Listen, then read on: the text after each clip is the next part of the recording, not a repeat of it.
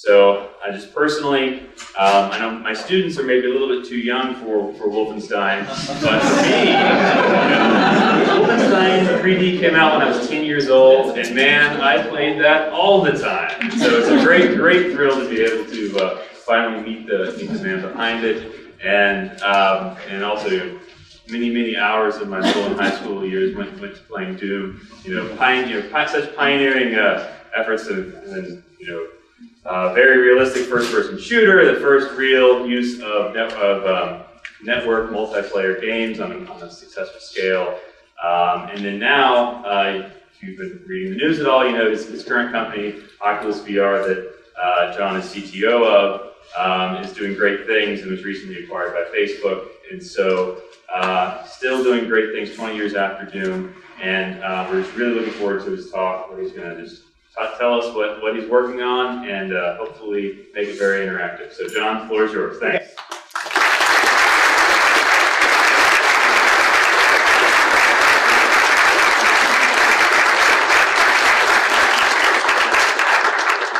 All right, show of hands. Who's seen me talk at QuakeCon before?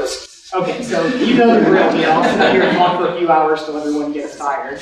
But since it's a little bit smaller venue here, I like to experiment with trying to take questions midstream. So I'm going to go in somewhat chronological order. So if you want to talk about something in a particular era, go ahead and get a hand raised, and I'll try to go ahead and answer questions at that point rather than wait until the very end, which may drag out a long time into the future.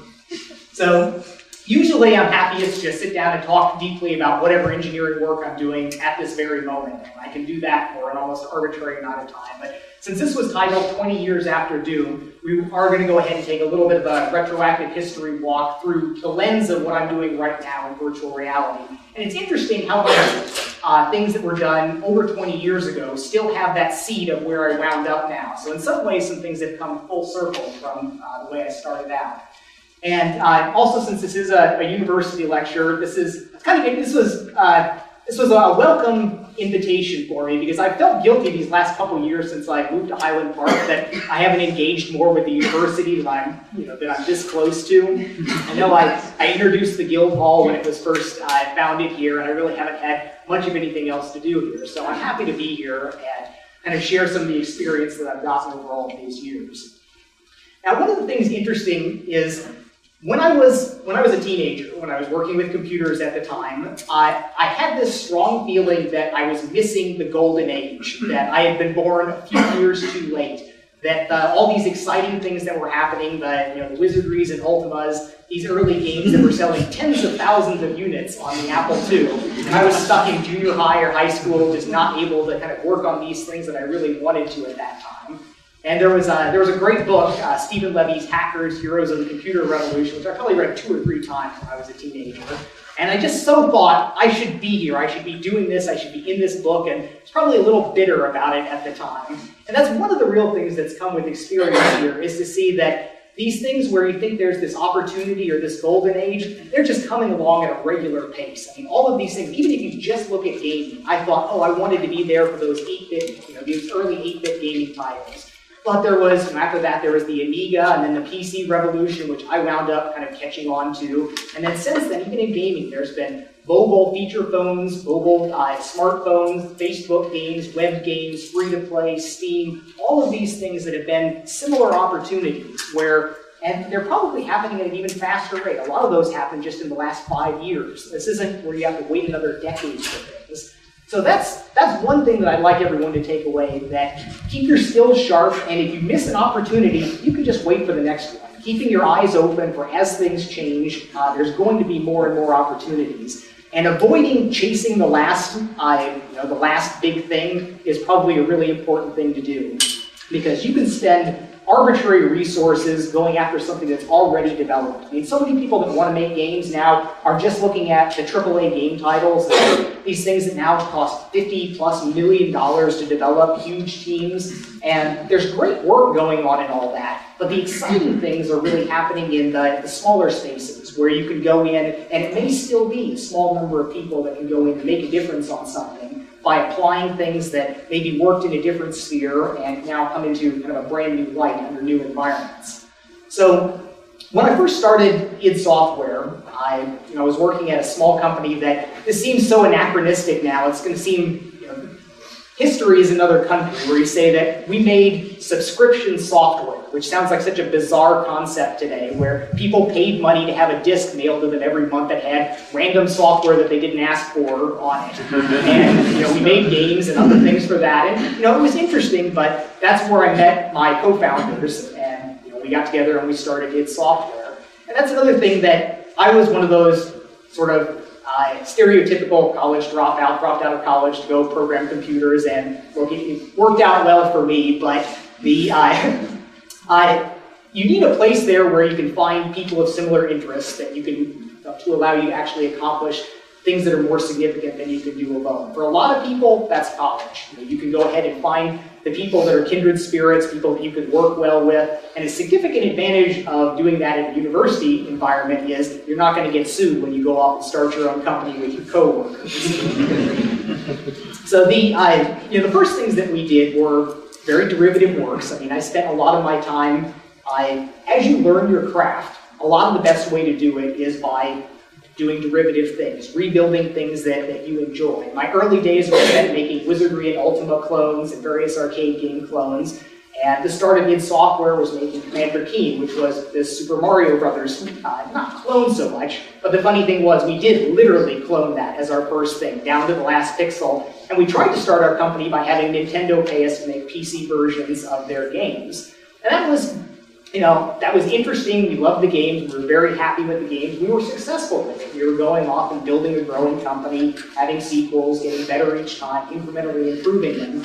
But the real lure for me had been three-dimensional graphics. And I knew this from even the times when I was a teenager. I would draw, the first time I made a rotating cube on my 8-bit Apple II, just to see that flickering across the screen there, and cleaning it up with page flipping and whatever, that sense that great game art is a thing of artistic beauty. It's something that people do, but here was something that was made out of math. And it was something that, with no artistic talent, I could build this thing that looked interesting on the screen. And by that time, there was, we'd all read Neuromancer. VR was a thing, even back then. Like when we were starting id Software in the early 90s, Time and Newsweek had had VR stories in them. It was in the popular consciousness. You had bad movies like The Lawnmower Man and lots of popular notions about virtual reality.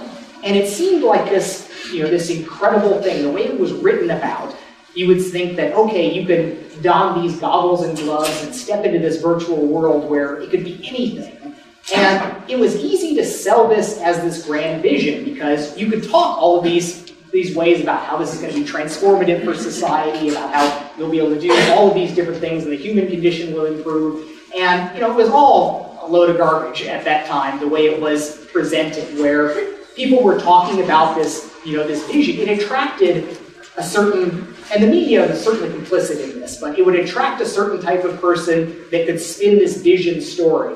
And there was hardware that existed. You could point at, a head-mounted goggles over there and this big computer that would be running it. You could point at hardware and talk about a vision, and people thought that they were all connected, that the vision that you're talking about could be realized by that hardware there. And there was a huge gulf between what people talked about and the vision that they had and what you could do at that time. They're talking about how we're going to change the world and empower all of this stuff, but I would look at it and say, well, the pixels are too big, the frame rate's too low, the latency's too long. These are all technical engineering problems. These are not problems for a visionary to solve. These are problems for engineers to solve. And there were column heads back in the day where they didn't get most of the press, but there were people at some academic institutions and some work going on at NASA that had researchers doing that were aware of the problems. And I have, back from this time over 20 years ago, I've got several books that I bought way back then that I've been paging through again recently, given the recent events. And it's interesting looking at them. Some of them are these things that just make me cringe at just how wrong-headed a lot of the directions that people had were. But then some of them are just eerily prescient, where there was a comment from Henry Fuchs, one of the grand old men of computer graphics, in the early 90s saying, it may be 20 years before this is ready for consumer consumption. And pretty much right on schedule there, here we are. So the The other side of things, though, the hucksters that got attached to this, where it sells a great story, people were able to raise money for different things, and I was involved in that on each of the early 3D titles that we wound up doing was licensed for a virtual reality application. Wolfenstein, Doom, and Quake. And you can tell the way this happened. Somebody said, I gotta get into VR. I'm gonna do a VR thing. And they would go and say, well, what can we do? We obviously can't afford this big $1 million Silicon Graphics infinite reality, or reality engine back then, refrigerator-sized piece of hardware. What can we do on a PC? Well, there's this, this hot company, id Software, that's doing these amazing 3D games. We can use that in virtual reality. And we got approached by these people, and some of them were they were obviously bad ideas. Like, we got paid for Wolfenstein in virtual reality. Now, Wolfenstein was a 3-degree of freedom game. You could move around and you could yaw your head side to side.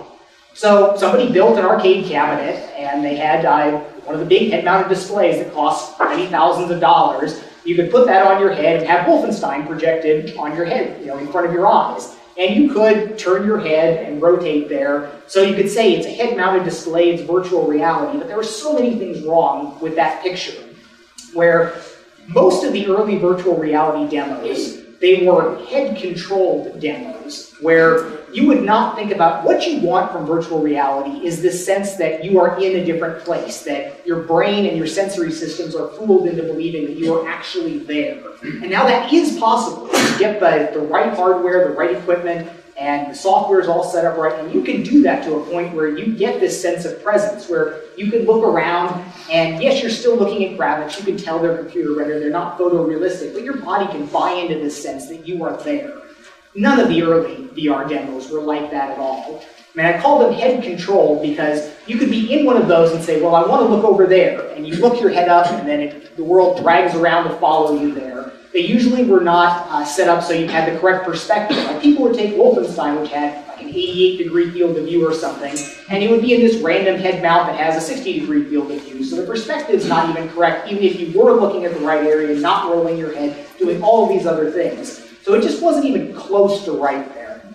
But, we took their money for each of these companies that were able to do that. I mean, I could tell early on that this is, these are not going to win. It's just going to lose. But if I feel a little bit bad about, they raised money from somewhere. They took somebody's money and they gave it to us to get our software to make their product that I knew wasn't going to work. But that was, that was the lay of the land back then. I never personally got to experience the very highest end things. I mean, there were systems back then by people that did understand properly referencing the geometry and the projection matrix to exactly what you're doing, and that understood frame rate, and that understood, most of the bad systems were these blurry little LCDs from portable television sets, extremely low resolution, very long switching time, but there were some high-end ones in government labs that had little CRT displays, which maybe you don't want sitting next to your brain for extended periods of time. They were low persistence, low latency, high performance, could be driven by $1 million worth of SGI or Evans and Sutherland image generation equipment. So there probably were some systems back then, but I never got to experience them. The things that I could see were the things that people would show at trade shows or that were portable enough to move around. And we all understood the vision. We understood how we wanted Snow Crash, we wanted cyberspace in the metaverse, this land where we could create whatever we want. But the hardware just wasn't there at the time. And in many ways, there was a severe cultural issue why that generation of VR wasn't going to happen. There was the kind of the huckster culture of, you had people that were long on enthusiasm and short on talent. They could raise some money, they could cobble some systems together, but they didn't have the engineering chops to actually make it better. And it really was premature to do at least a reasonable consumer price point. But there was also that you had the serious people. I mean, there were some hardcore, great computer scientists and engineers that would work on some of these things in government agencies and different DARPA projects and things. But there you had the cultural problem is they would look down very much on what was going on in gaming, where they would say, well, this is only for serious applications. We can talk about military applications or how surgeons are going to do telepresence, remote microsurgery, or these things that seemed like these socially gainful things there. And at that time, when we were building, Doom was a huge breakout cultural success where everybody recognized Doom at the time, but that category of serious engineers, people I respected a lot on a lot of levels. A lot of them would look down their nose significantly at what we were doing in the computer graphics, because if you go back and look at the games as they stood there, 320 by 200 or 240 resolution, these bathroom tile-sized pixels, enormous blocks, no filtering, 256 colors, all these problems. And you had a set of people that understood image generation, that did like the flight simulators and things, that do 60 hertz, low latency, high quality simulation work. And they would take the point that, well, if it's not anti-aliased, locked 60 frames per second with proper filtering, it's not worth doing. This isn't real computer graphics. No one could stand to look at this aliasing mess. And they would convince themselves that there is no value in doing something on a lower level there. And clearly they were wrong. There was lots of value that came out of this. And as the game industry developed, a lot of these really hard engineering problems, getting the performance of rendering engines, dealing with networking, audio systems, all of these challenges that happen in game development, game developers just said, well, I need to go do this for my next job. It's not a research project. It's not something that, that I'm going to write a dissertation on. It's not something that that is going to feed to the body of knowledge of science and is going to help society. It's just what I need to do. But the problems got knocked down kind of one after another there, until where we are today with the games that we make today. They're magnificent and amazing accomplishments with what we can do with the technology today. And it's interesting that it was done in pursuit of, in many cases, tawdry entertainment. But it's what's driven the development of so many of these things. The many billion-dollar GPU industry was, you don't need GPUs for rendering your spreadsheets there. You need them more playing Quake, GeoQuake and things like that along the way. So it's been exciting to see that, and it's a force that nobody can deny right now, and it's great to see over the last decade or so how a lot of academic work, even on research and simulation and rendering, does wind up being more and more game-focused, because it turns out that's where it's actually going to be applied, not in some DARPA project or something, but hopefully in a game that's going to go out and do some really great things.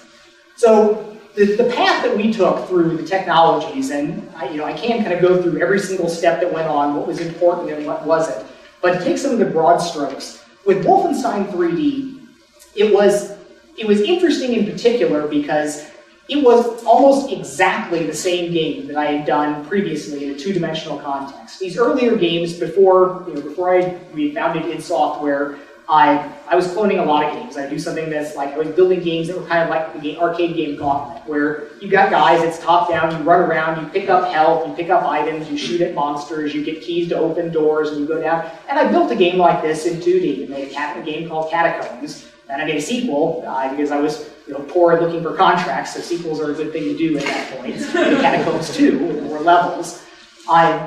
And at that point then, I had just begun doing the 3D graphics work, figuring out the texture mapping and what we could do for things like that. So I made a Catacombs 3D as the next game, which was the same game, except it had this first-person perspective. It had this ability to be inside the game world, where you could look at the monsters, instead of being the abstract thing of, you're a little guy here, monster over here, line them up, shoot at the monster, it can be plenty fun and interesting, but it's an abstract sense of you're clearly controlling these little things. You're controlling these dolls moving around on the screen. Where same code, literally some of the pathing logic was exactly the code that was taken from that. Put it into the first-person perspective, so that all of a sudden you're seeing it in perspective, and you can round the corner and see the monster full size right there. We were seeing reactions that we had never seen from games before. We had people that would fall out of a chair.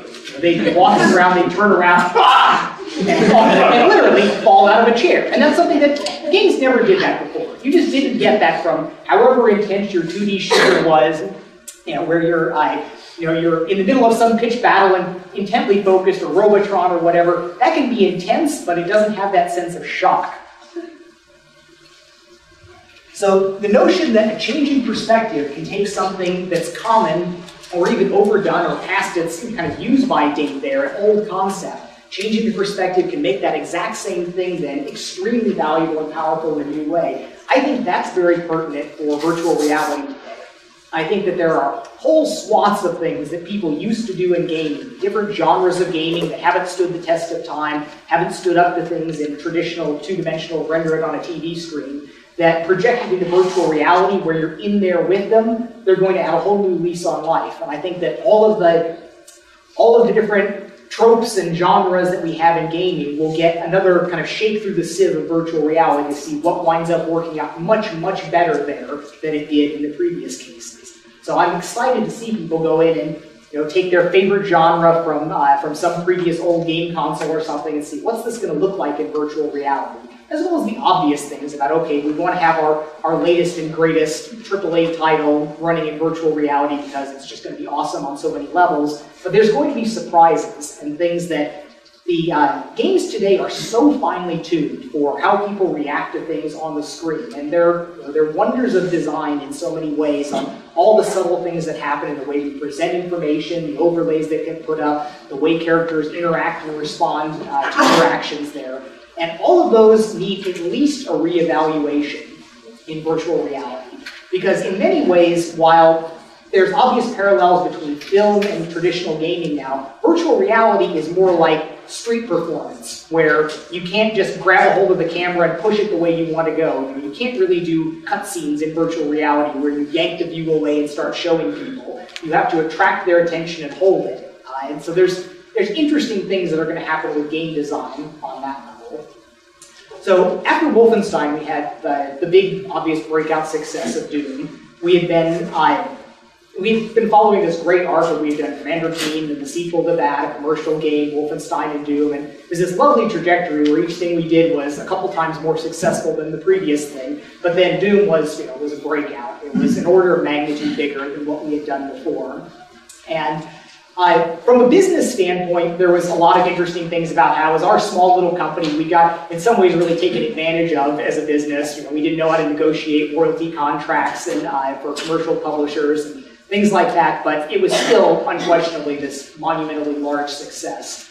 Some of the things that drove the technical directions there were, it was surprising for us with Wolfenstein, when we saw people poking at the game, when we saw them going in and changing things around, modifying it in different ways. It was great, and I recognized it immediately, because that was what I was doing on my old 8-bit game. You get the sector editor out, give yourself 255 gold pieces here, and I instantly empathized with the people doing that, but we hadn't planned for it in any way. And it was surprising that people were able to reverse engineer some of the tools that we had done for that, because back in those days of floppy disks, like the levels were compressed twice in two bastardized versions of Huffman and LZSS that I independently implemented badly. Interesting coming across some of those things, but people decrypted all of that and started modifying it, and it was obviously a wonderful thing. So with Doom, I had taken the standpoint that, okay, people want to create, it's a good thing here. Let's actively go out of my way and build a technical platform that will let people create lots and lots of things, not have to go through these arcane and abstract ways of going in and poking at something there, but setting it up, expecting it to be built so that people go and modify different things. And that gave us all the characters, the levels. We released the code for building the different things there, which is the first of a lot of code releases that we did. And that was one of the huge aspects for it. So there were a number of keys to Doom's success, where the graphics were obviously the things people noticed. It had the lighting, the arbitrary geometry, the more geometric complexity than we had. It wasn't just blocks, it was clearly something that could be designed. And there were some things that just looked really good, better than anything that had in a game before. But there was the modability of it, which kept, added tons of legs to the game. And then there was the multiplayer aspect to it, where we had the ability to let up to 4 people connect together, or 2 people over a modem.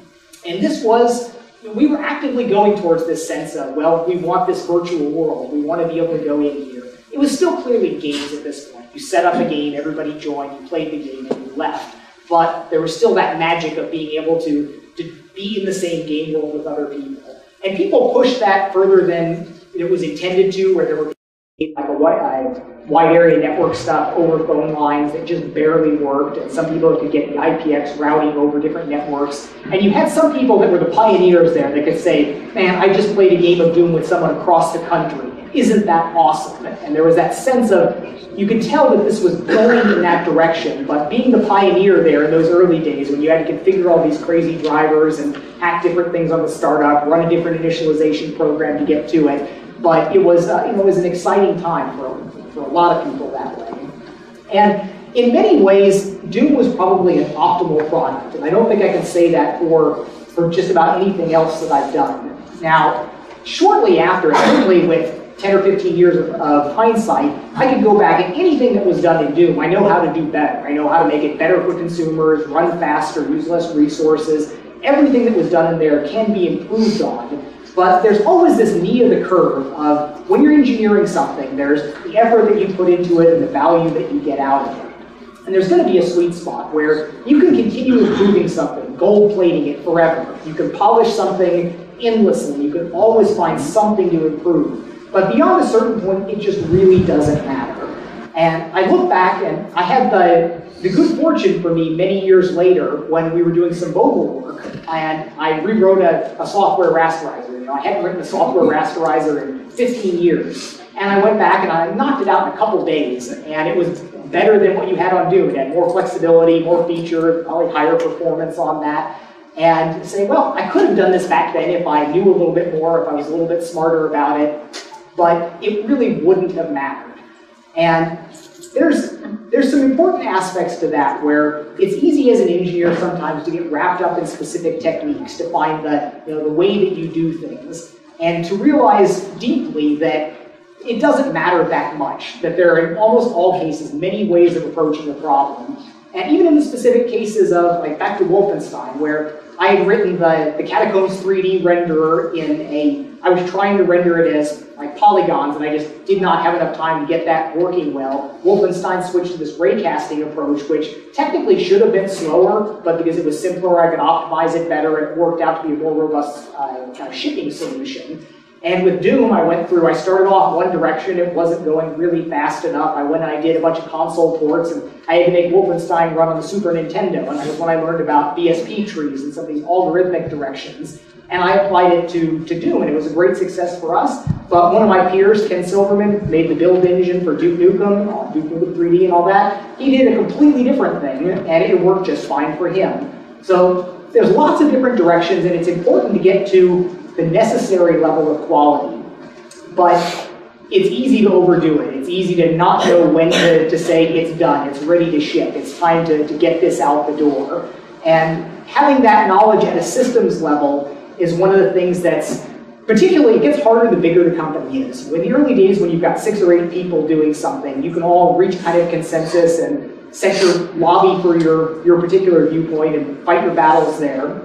But it gets really hard when you've got 50 or 100 people working on a project. How it's easy to lose sight of the value equation there, where everything that you're doing as an engineer should be in service to the consumer, who's going to wind up using your product at the end of it. And it is all too easy to get wrapped up in some little thing like I could be doing static code analysis and say, I'm being virtuous, cleaning the code base, removing these potential faults for it. But that's a couple steps away from the value of what the consumer is going to get. Yes, nobody likes a buggy game that crashes or has security holes or different problems like that. But I know I was guilty of that at some points later on about when we've got so many people working on so many different things, I could be working on something in my little hole of the code and not paying so much attention to, well, we need to care about the end user value. So Doom was probably just about perfect. It delivered huge value that nobody had ever seen before. Nobody had seen graphics like that, played the 4-player action game like that, modified games like that. It cut a bunch of new ground.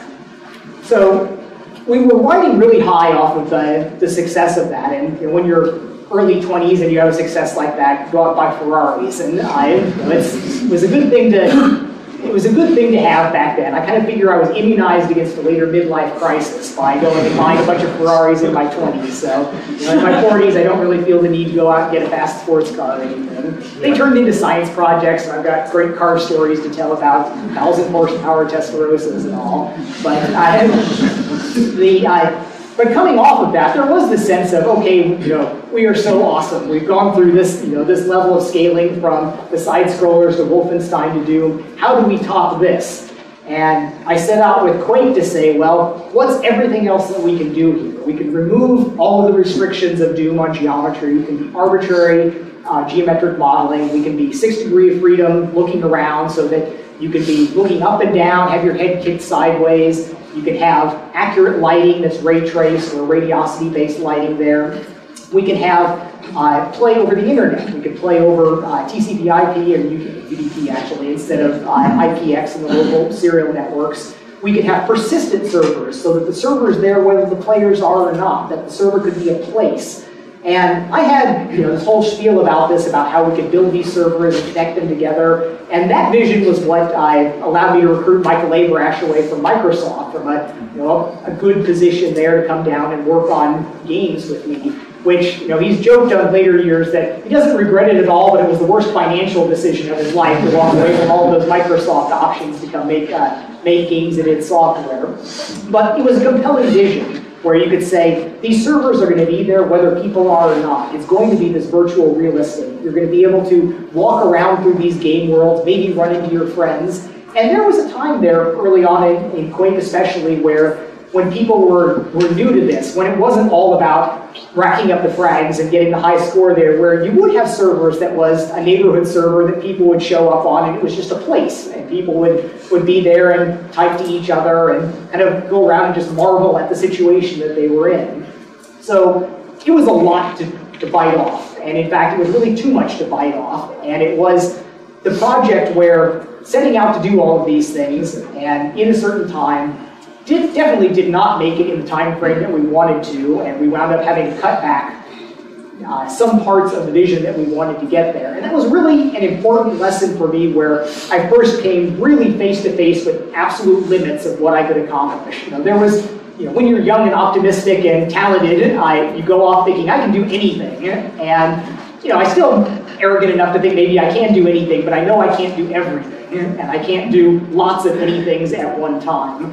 And there was, real tension through all of that, where it's like, okay, I'm working absolutely as hard as I possibly can.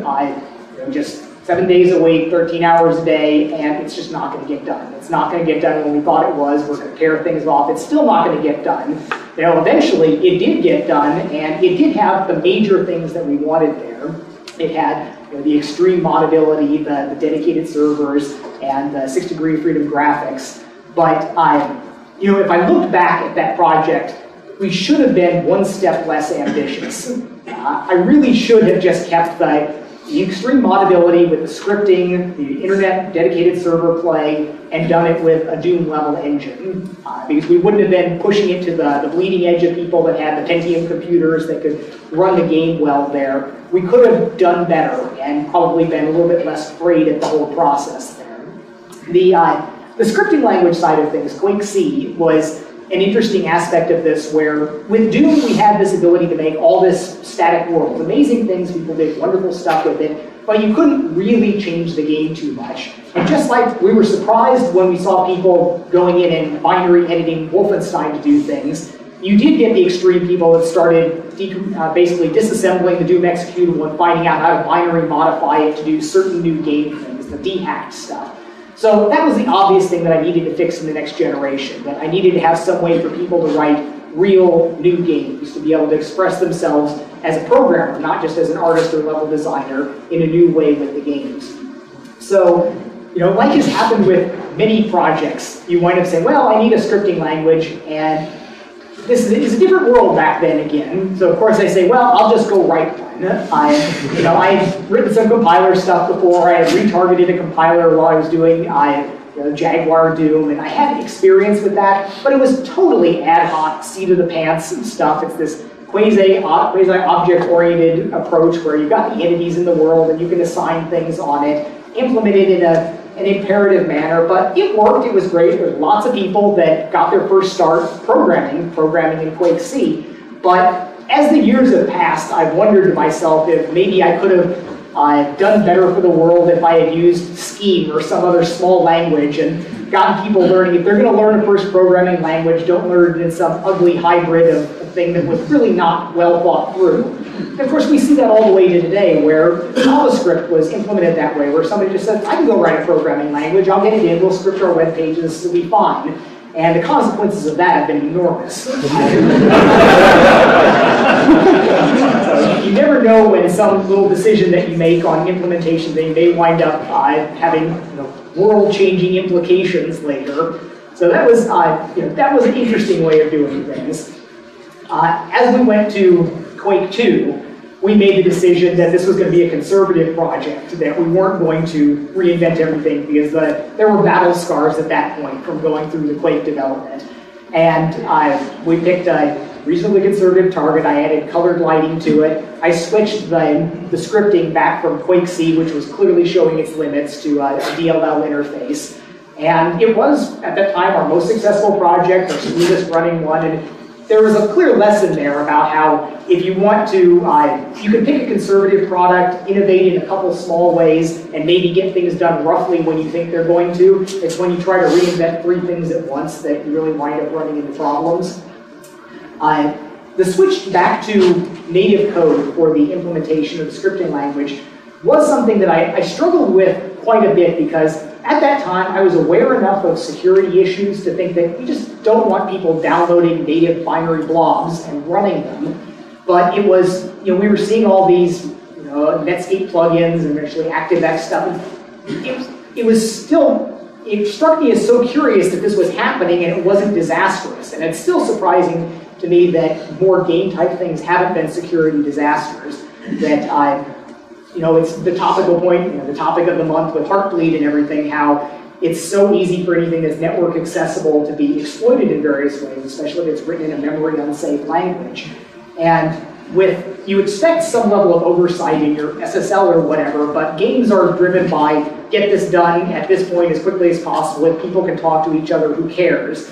And in later years, one time when I wasn't doing the network code, I spent an afternoon doing kind of white box penetration testing and said, well, let's go ahead and just step through all of this. And sure enough, within a couple hours, I found a buffer overflow in some of our code. Now, it was code that was, in theory, debugging code. In theory, it shouldn't have shipped, but that's led to many, many problems over the years. And the game developers security is not their priority.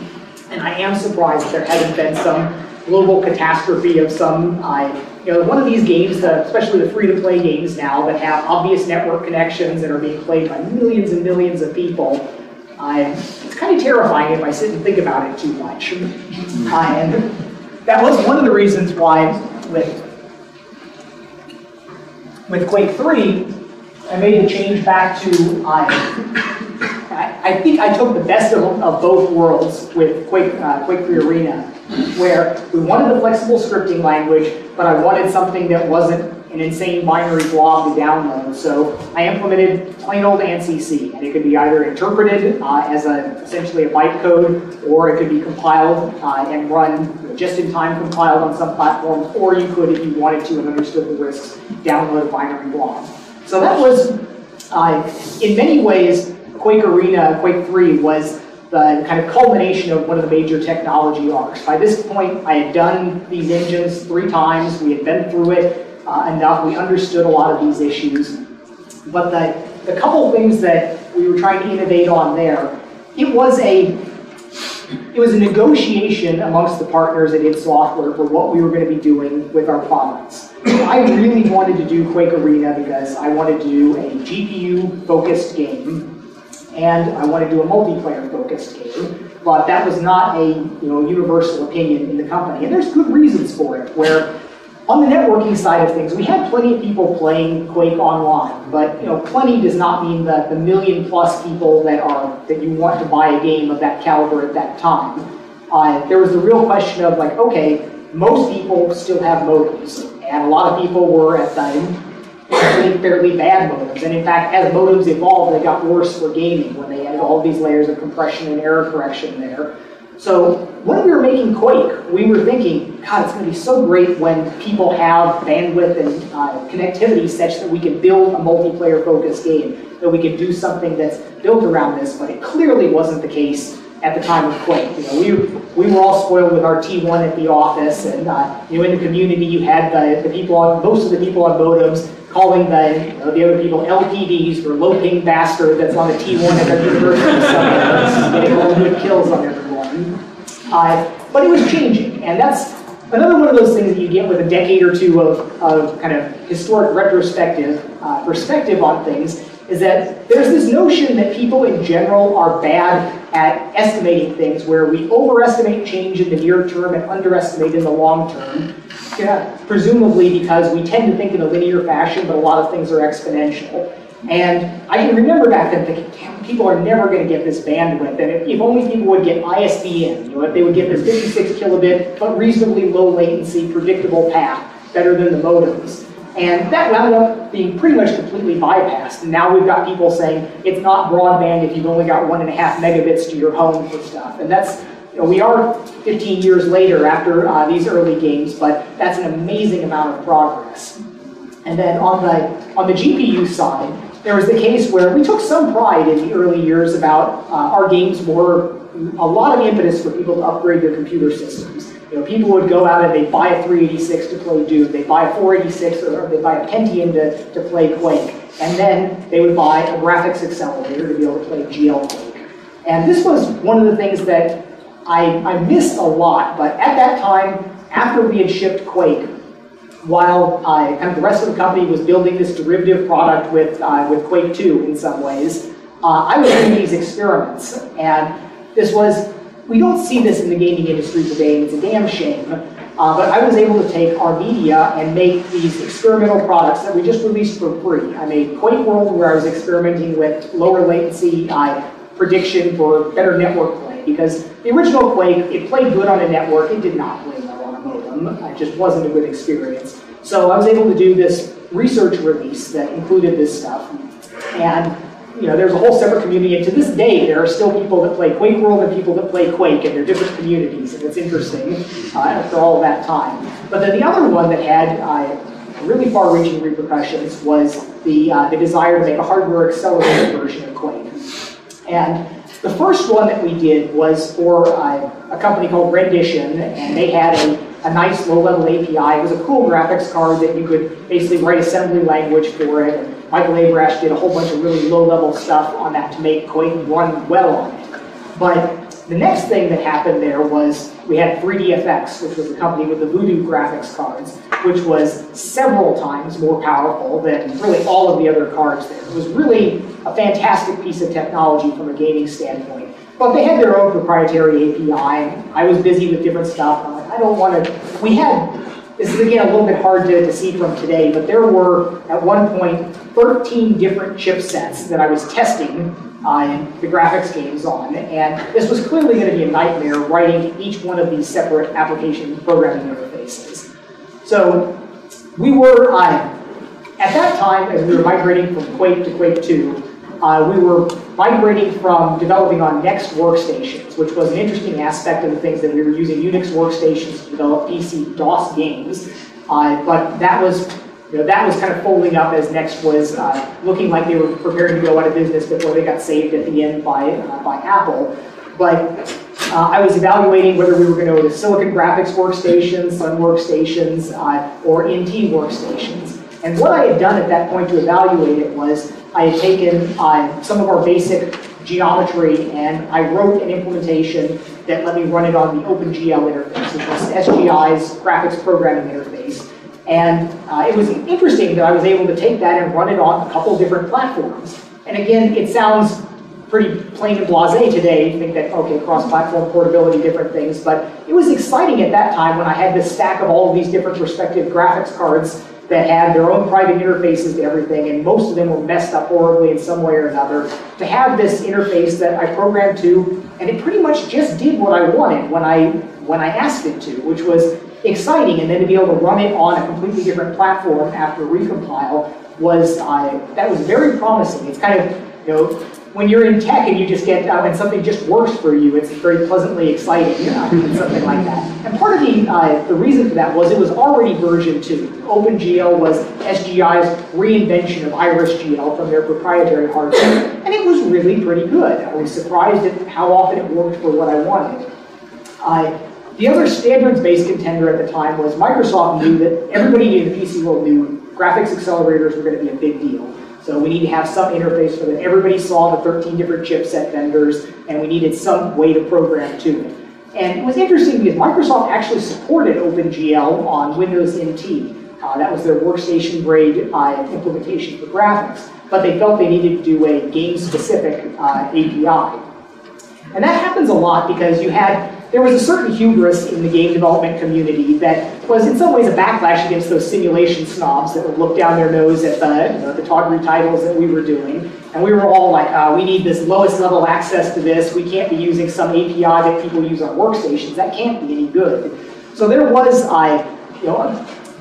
this disbelief that could be possible. So I was really surprised when it actually worked out really well.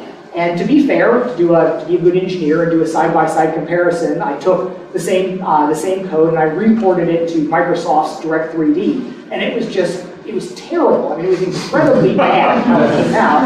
And you could see how it happened because they had hired people that were software developers and understood high-performance software engines, and they built an interface to hardware that was what software people thought they wanted based on their experience with software. And it just wasn't what the hardware wanted. And anytime you've got an impedance mismatch like that, where somebody's trying to push through something that's not really fitting, it's the square peg in the round hole, it was bad. And there was a lot of drama at the time there about how OpenGL versus D3D, Carmack versus Microsoft, and it's worth mentioning about how Microsoft has a way of doing things where there is a strategy, and it's probably even conscious and explicit to them. You get something out, but then you make it better. And they did. Direct3D got a lot better to the point where I would say that D3D9 was better in a lot of ways than OpenGL, contemporary OpenGL at the time. And you can make arguments depending on the time of the year that you're in and the season of extensions versus DX specs today. But they're at least comparable and in some ways arguably better.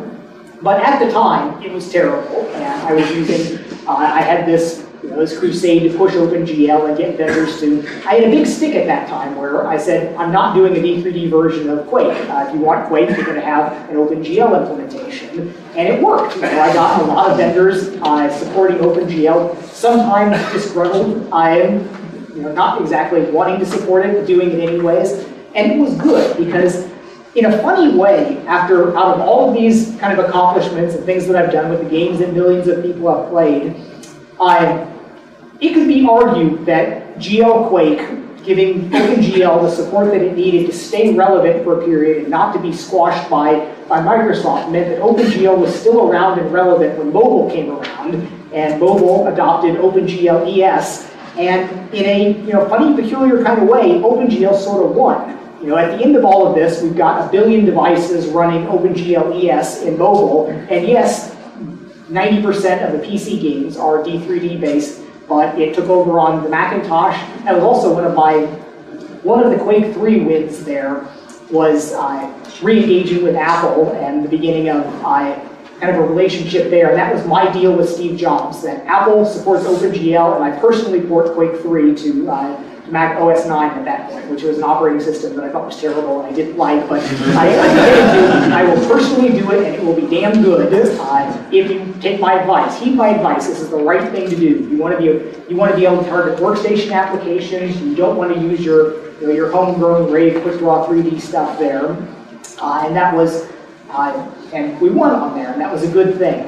There are Steve Jobs stories to tell over the coming decade after that of the different things going on, but getting Apple to adopt OpenGL, having it still be relevant so that it could be used on mobile has been one of the more impactful things that's been done. It comes out of some of those engineering decisions made way back then.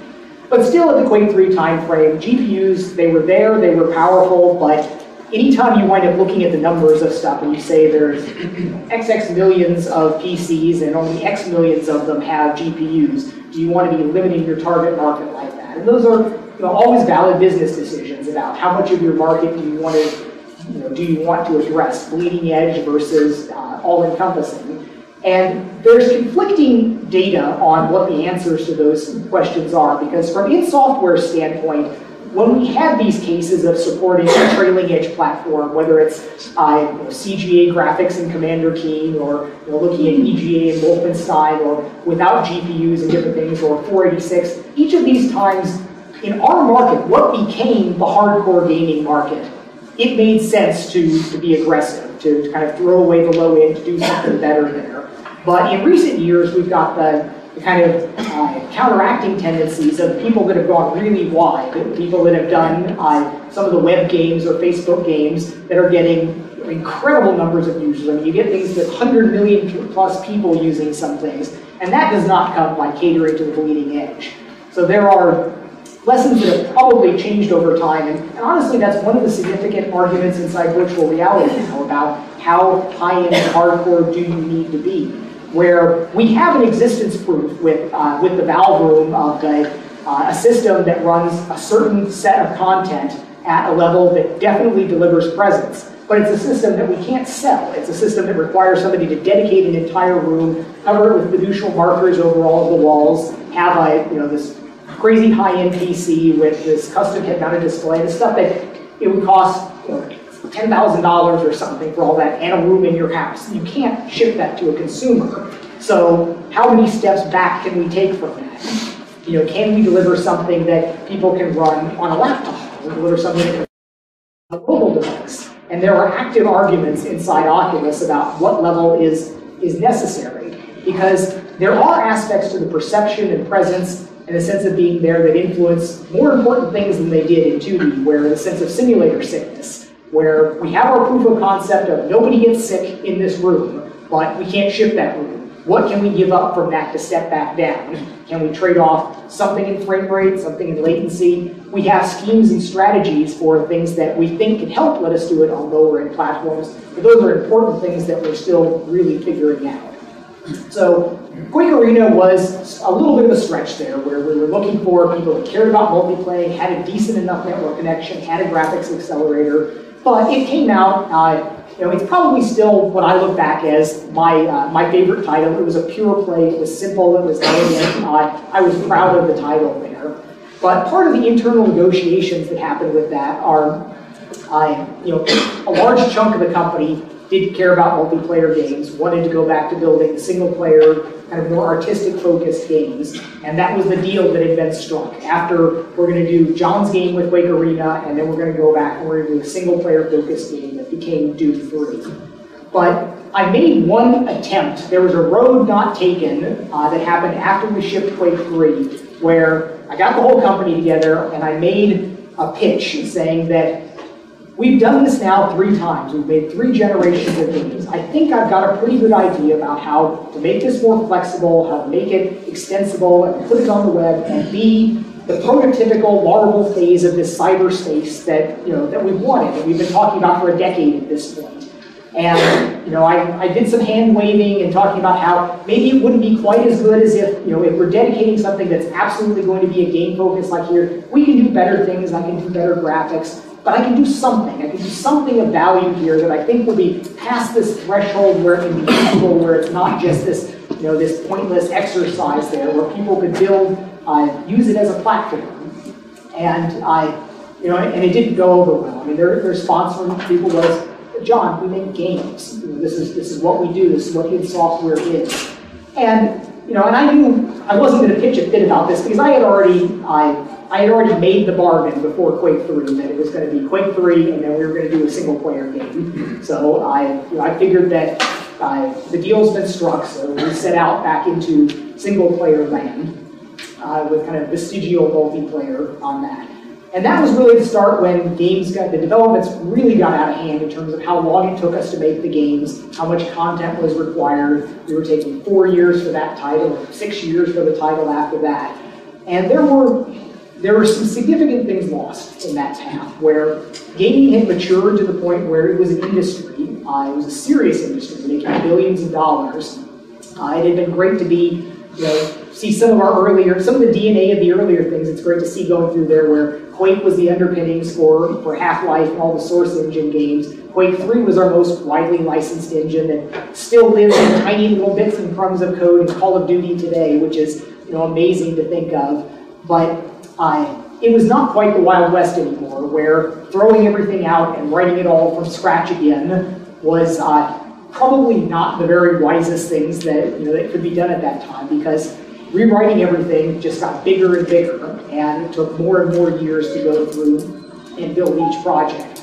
So there was, I do look back at that as kind of a little bit of a turning point where we became dedicated to building significant projects as part of this larger and growing industry.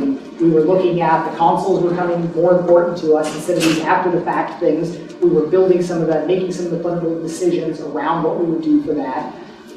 But we again ripped up all sorts of stuff at this point. We rewrote everything in C++ at this point. I was kind of a latecomer to that, where I could be reasonably considered expert in C at that time. I was writing compilers. I had done all these generations of code, but it was kind of funny the way it all worked out, where I had done Objective-C on the next workstation, so I knew object-oriented programming, and I was very good at C, and I figured, C++ is just kind of Objective-C and C smashed together in a different way. And looking back on it, nothing catastrophic came out of this, but I can, and how I just kind of backed into a new programming language, where we had a few people at the company that were programming in C++, they were writing C++, and I just kind of started writing it, along the way, looking at what they were doing, and years later, wow, if I had been able to read effective C++ and a few other things and just actually studied a little bit before just kind of sliding into a new programming language, things would have worked out probably a lot better. But in the end, it was not a bad code base. We did good things with it. We set new high-level marks in visual quality. A lot of the things that are standard, kind of even to this day, with the way normal mapping and baking high poly models down on the low poly models and unifying lighting and shadowing. There was a lot of things that I was proud in there, but it was just polishing the graphics. The networking took a step back in that because that wasn't our focus, and that was the deal. We were doing a single-player game, and multiplayer was not going to kind of eat the development. But it came out, was our most successful product at the time. For a while, it was great, the fastest-selling PC title, and it was, by all measures, reasonable measures, a very big success. But it didn't have, some of those things that felt like the soul of the earlier projects in them.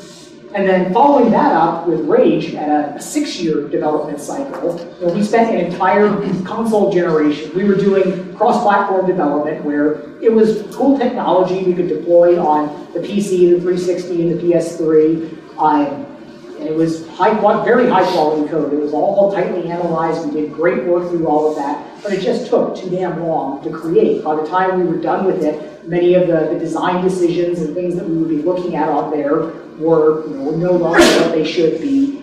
And there was a real acknowledgement from me consciously that in the early days we took this pride about when's the game going to ship, when it's done. We were our little independent company. We weren't relying on publishers. They couldn't push us around and tell us what to do. We're not going to ship something out before it's ready. And that's still absolutely valid. But to just say, it'll be done when it's done, I've recanted from that position where timeliness really does matter.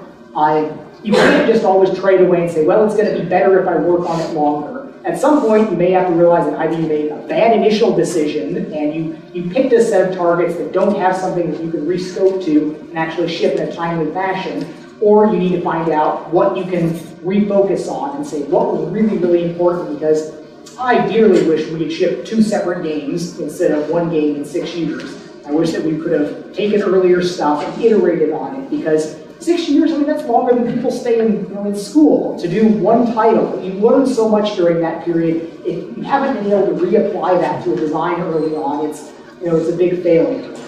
So technically, something I'm very, very proud of, and I'm kind of saddened that it's likely that code base will never be released open source. The open source code stuff over the years has been something that I've taken a lot of pride in, where the early code that we released was under restricted licenses. There was always the internal debate that we don't want to help our competitors. That's just, if you're a business, there's something to be said about, you don't want to just, hand your competitor the knife that they're going to stab you in the back with. So it's a tough argument to say we should give anything away. But the benefit that we got from the community, the mods, all of this stuff out there, it really was worth it. And everybody in hindsight agreed that it was, but they were hard arguments to make early on.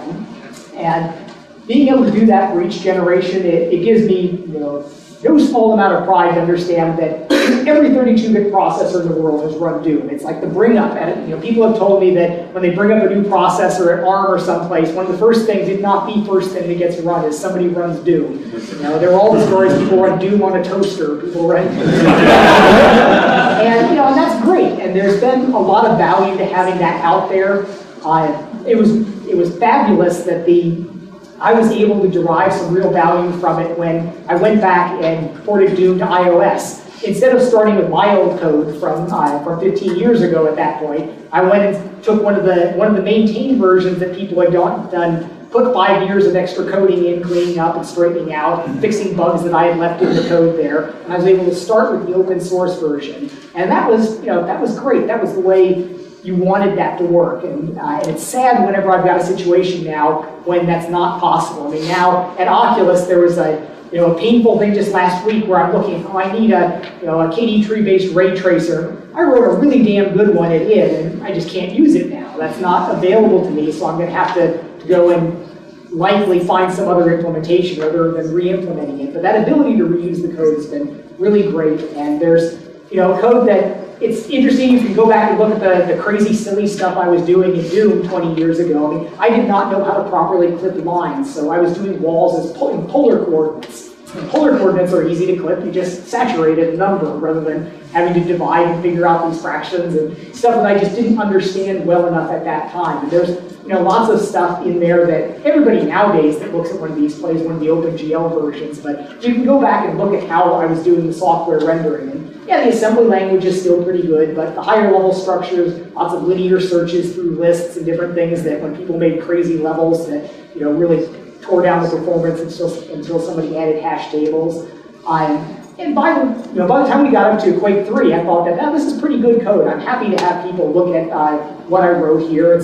I can always go back and say I write a lot of things better. I'd be const correct through everything. I would do additional static analysis on all of it, but it's pretty good. And then the Doom 3 code base had a bunch more people working on it. It was our first foray into the object orientation, but it's also pretty good. But there's a lot to be proud of in the InTech 5 code base. I am still very thankful that ZeniMax supported me doing code releases for the Wolfenstein enemy territory, allowing me to do the GPL mobile work and some of the other things there, but I wouldn't hold my breath for an InTech 5 code release coming at any time in the future.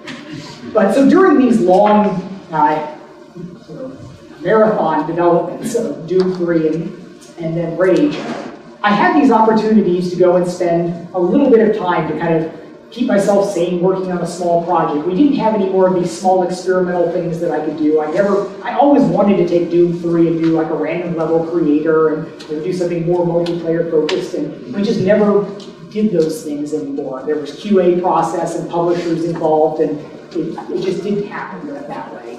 So what I wound up doing were some mobile projects, and this was, it happens that it's not a grand strategic thought. It was, my wife got me a new mobile phone at some point. I looked at it, there's some games on there. Man, these games are terrible. Look at the specs of the phone, and it's like, this phone is pretty powerful. It's got 16-bit color graphics and megs of memory and all this. And I'm like, well, I'll poke around a little bit and see what I can do.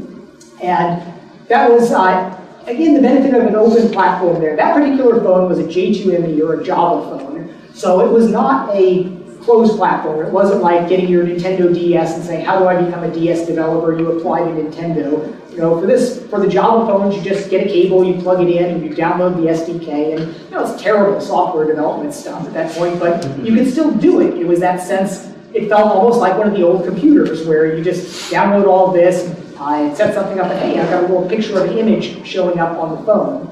And that was exciting. We were stuck in these long cycles with no end in sight for the mainstream projects. The idea that, maybe we could just throw something together kind of quickly on this. It'd be like the good old days. And I did go and say, there was this feeling out process saying, well, this was a new situation for a long time. We had been prisoners of our own success at id, where we made FPSs. We invented the FPS, we make FPSs. Every product was an FPS.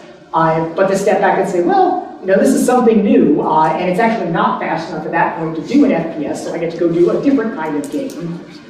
And to step back and reevaluate all of that, and we wound up with doing Doom RPG, which was, yes, it leveraged our intellectual property, it leveraged my being a 3D programmer, but it was this sort of turn-based-ish RPG thing, and it was great. It was a success. It was not a world beater where we didn't sell millions of units, but we made money on it. We followed up on it with Orcs and Elves and Wolfenstein RPG, and these were. So we were there in the mobile space, and then the iPhone came out, and that was one of the, we had a big argument about that where the iPhone, I think this is going to be big now. I think this is going to be something we can do awesome stuff on it, not these little games that we're making.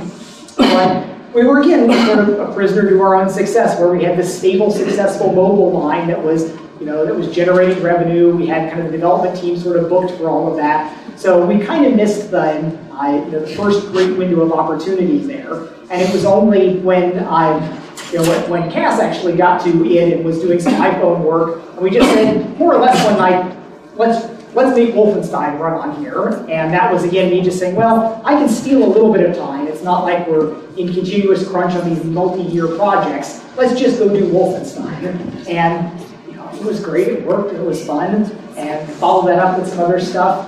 So it was, but there was still that sense that all I got to do was spend these little bits of time on the project. So we were there with mobile, and that's kind of hurts in retrospect, where mobile became incredibly huge there, and we were doing mobile work, we had everything, we could have kind of plowed through and done that, but we weren't. We were focused on the big projects. And similarly, we had there was the idea that we were going to do free-to-play with Quake Live, where we're going to take the old project that I loved and see if we could find a way to do it without requiring people to pay. We were looking at in-game advertising, which turned out to be a fail on the PC platform, but still the idea there that obviously free-to-play is huge now, and it was another kind of ball that got dropped there, where we were kind of there. It was, it felt like something worth doing, but we were focused on other things. Then, after we finished Rage and we shipped it, I treated myself. I said, okay, 6-year development process, I'm going to do something kind of fun. I'm going to look back at the head-mounted displays in virtual reality. It's been 15, 20 years since I've looked at this. Surely they've sorted out all the issues by now. We're looking at computers that are close on 1 million times more powerful than we had there. Surely, all the awesome stuff that I wanted to do back then, somebody must have come along and just done it by now, because you don't get that many orders of magnitude of power improvement and not have stuff just almost spontaneously happen. So it was shocking to me when I went through, bought some head-mounted displays, and they were still terrible. It was really startling. And I've had this in some cases where you misunderstand kind of the nature of the problem, where, like when I was building rocket guidance systems for Armadillo Aerospace and I got into it, I just naively thought, well, surely there's just a sensor that tells you where it is and which direction you're pointing, like a super GPS or something. And no, that's totally not the case either for aeronautics or for head-mounted displays on there. It's a bigger problem than it sounds at first glance. But still, I was surprised at how bad the head-mounted displays were. We had a generation of consumerized versions that were pitched as kind of portable movie theaters. You had the watch TV or something in these little sunglasses, but they weren't virtual reality glasses. They don't put you into this virtual world and let you explore and sense it. It's a little display, postage stamp size display, stuck close to your eye. But when I was looking around at this, I'm looking at this and saying, okay, nobody's done it yet, but it sure looks like all the pieces are actually here. I mean, obviously we have computers 1 million times faster. The computer, your iPhone is more powerful than the infinite realities that ran the refrigerator-sized computers that ran those old demos there. So we've got that well and truly handled. So what's the state of position tracking and head-mounted displays? And so on the tracking side of things, it used to be in the old days, people would use ultrasonic tracking and a lot of these things that required a lot of processing, and they had a lot of lag to them. But we have all these micro machine sensors nowadays, the silicon machined rate gyros and accelerometers. These are cheap. They're in everything. They're in the phones and all the little tiny sensors. And sure enough, there are some sensors that work pretty well for doing that. But most of the code that was written for them was just terrible. It was code that was, I mean, in some cases, I'm still not even sure how some of that code was that bad. Where it's an amazing thing that you see in so many aspects of the world today where computers operate in the realm of nanoseconds. But so many things that you ask machines to do can take seconds sometimes. And so you think, how can you squander billions of cycles? And how does this happen? But every time you press your TV remote control and you say, it's like, why does it take 2 seconds to change the channel? How can this take 1/10 of a second for this sensor to tell me what the new position is here? And there's sad, unfortunate reasons why things wind up like that, but they don't have to be like that. They happen like that largely out of people thinking it's not a problem. And maybe in one case it's not a problem, but when you pile one of, yeah. Oh, okay, I'm out of time. Okay, quickly. So starting with the head-mounted display stuff, working on that, it became clear to me early on that we could do what we wanted with virtual reality at this point. We had the displays that you could get on cell phones were heading up towards full HD there. Sony was releasing a little OLED movie viewer there. The sensors were good enough to my view on what I could have there, and processing was obviously there. So I was tinkering with this stuff, and I had made a few demos with it, and I had suggested to the executives at ZeniMax that we were just preparing to do the Doom 3 BFG edition, which was our console re-release of Doom 3, set up to run 60 frames per second. And that was going to be a tough sell. It's an 8-year-old game at that when it was going to be released. That how do you get people caring about that and excited enough to write about it? And my pitch was, well, this work I'm doing, let me do stereoscopic 3D TV support. I'm not a big 3D TV fan, but it's a buzzword, and you can make an interesting demo for it there. And then let me do a virtual reality version for this, because even though we're not going to ship this, but it will be something that the press will see it and they'll talk about it. And this was my pitch. And I said that this will be worthwhile. I've been tinkering around with this. Let me just, on the clock, spend a couple more weeks tidying this stuff up and working on this, and we'll have something that will pay for itself in greater promotion for Doom 3 BFG edition. So that was the plan, and we went through. I had, at that point, 3 head-mounted displays. I had one chintzy one that I had bought from a company that I didn't like much at all. I had the Sony HMZ, which was nice display, terrible latency, somewhat better field of view. And I had this one that I had cobbled together myself out of these 120 hertz OLED micro display drivers that was, fabricated an armadillo out of this bent sheet metal thing that was an interesting contraption there. But at about that time, that was when I crossed paths with Palmer Luckey, who had been building his kind of homemade head-mounted display that he was calling the Rift. And we interacted on a bulletin board forum, an MTDS 3D forum, and I just told him, look, I'm going to E3 and I'm going to be demoing Doom 3 that I've converted to work in virtual reality. I've got this low latency position tracking and all this stuff. Would you like me to take a look at your head-mounted display? And he just promptly mailed off his only working prototype to me. No NDA, no promise of return or anything. He just sent it to me.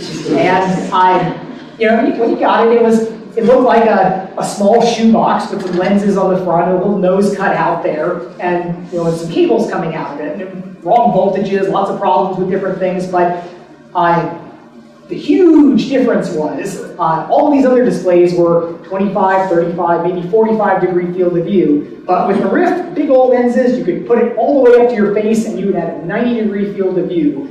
And at that point, after I worked out the ability to distortion correct for these, there's a lot of funny things in the Oculus origin story on this, where the lenses were from some pocket magnifying, lit magnifying thing you could find at a hobby store, and they were just literally popped out of these magnifying glasses. That were the lenses that were placed on there, figuring out the right distance to put the screen away from it.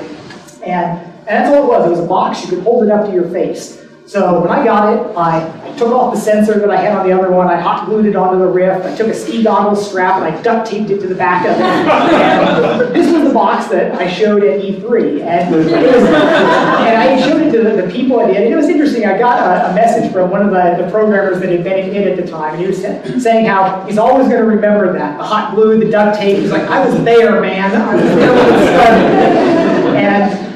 And there was this sense there that, yeah, this is something, And the response at E3 was, was amazing. Where we got a lot of people. This was when the Wii U's big introduction. Nintendo certainly hoped it would be their E3, and we had people saying that this duct tape and hot glue shoebox thing was the most exciting thing that they saw at E3.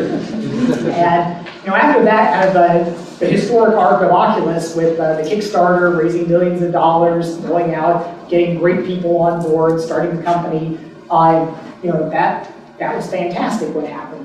And at that point, I'm still at id, and I'm still saying I want all of our games I want to make Rage VR, I want to ship the Doom 3 VR stuff, I want Wolfenstein: The New Order to be VR, and all these things that have any of the technology that I touch, I want to make in VR. And we had the proof at that time that it was worth it. The press that we got at E3 for doing the VR thing was absolutely worth it. I could justify it. But unfortunately, ZeniMax did not reach any kind of agreement with Oculus. Oculus was taking off, it was getting all this press, and it just didn't work out.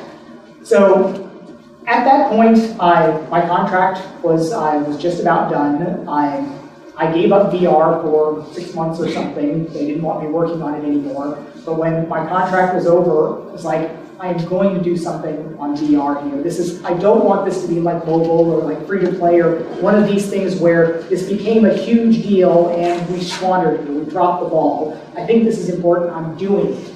At the time, I thought that I was still going to remain like a technical advisor at id, and at that time it's like, okay, rocket science, Armadillo Aerospace, id Software, Oculus, it was clearly far too much, and it did all sort of simplify down to I'm exclusively focused on virtual reality stuff at this point, because I do think it's absolutely the most exciting thing to be working on in technology. I mean, I can sit here now with a straight face and give some of those vision statements that people were making 20 years ago. They were idiots saying it 20 years ago. It wasn't there right now, but it really is happening now. And I do think that this can change a lot of things. When we see there's 1 billion people that have a smartphone now, and that's a device that didn't exist 6 or 7 years ago. I do see a world 10 years from now where there may be hundreds of millions or 1 billion people that have a head-mounted display, because it can do things that you can't do with other devices. You can create a new world around you where you can have the prosaic things, where we're going to have 4K resolutions in a few years, where you can have virtual desktops, and instead of having 3 giant monitors in front of you, you can carry your virtual reality device around and do it wherever you're at and have a full workspace there. You can build environments that are amazing just to be in.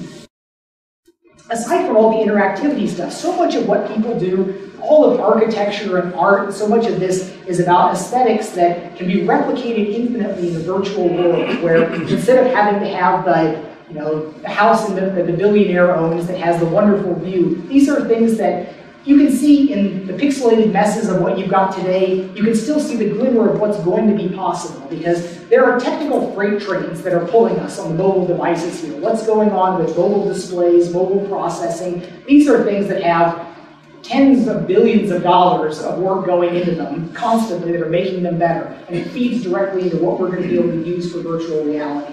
We are going to be able to make compelling devices here. Now, the people that have seen what we've got right now, the Rift DK1, this is one of these amazing engineering things that's really interesting, where the DK1, we actually had to stop selling it because the displays are no longer made. This is something that's surprising to think about, how the Rift, as it's shipped, could have been made 5 years earlier. So much that happens in technology happens as soon as it's possible. As soon as something is possible, there might be 5 companies trying to do things. And like one of the interesting examples, the personal examples about that was the patent situation that I got into with Creative Labs over stencil shadow bumpers, the whole Carmack reverse technique there. I was real proud of figuring that out as soon as I had something with stencil bumpers, and I said, I'm going to go do shadows. But somebody else had exactly the same idea, did exactly the same thing 2 months before I did. And that's common. As soon as you get a capability, multiple people, smart people set upon a task, they figure out the same solutions. It happens all the time. So it was kind of amazing to think that the display and the sensor that basically is all that the Rift DK1 is, those were sitting on the shelf and anyone could have put them together years ago. I mean, maybe it was a case of the creators left 20 years ago from the catastrophically bad VR companies and just poisoned the idea, so nobody was even looking that direction.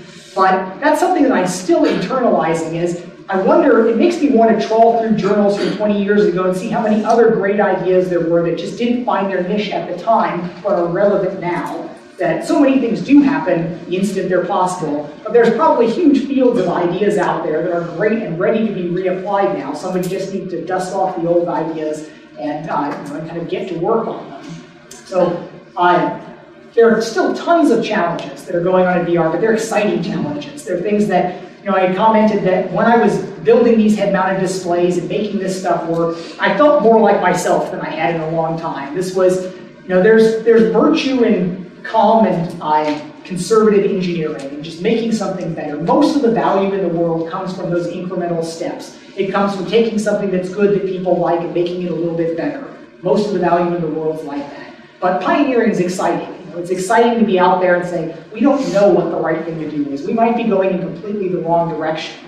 And the old joke about the pioneers are they're the ones with the arrows in their back, but it is exciting. It's when you don't know what the right thing to do is, to say, well, we're going to try this, and we'll try 3 things and see which one works out best. There's whole new fields to be done in software and hardware research that we're doing. We think we've got a pretty good handle on a lot of the display side of things, but there's whole new realms in haptics, different I/O devices that we'll be using, things that can be done there, and they're going to have markets. There's going to be millions of these things.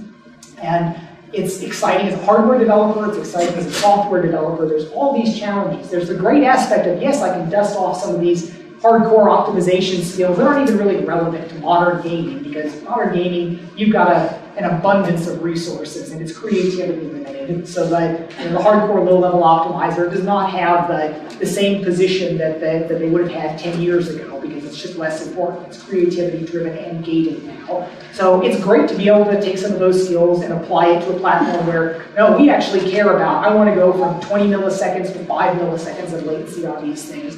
There's this stuff that requires interaction with system services, changes in the hardware, the way we approach the different things, the brand new stuff we need to build. It's all just terribly exciting. There's so many things to be working on here.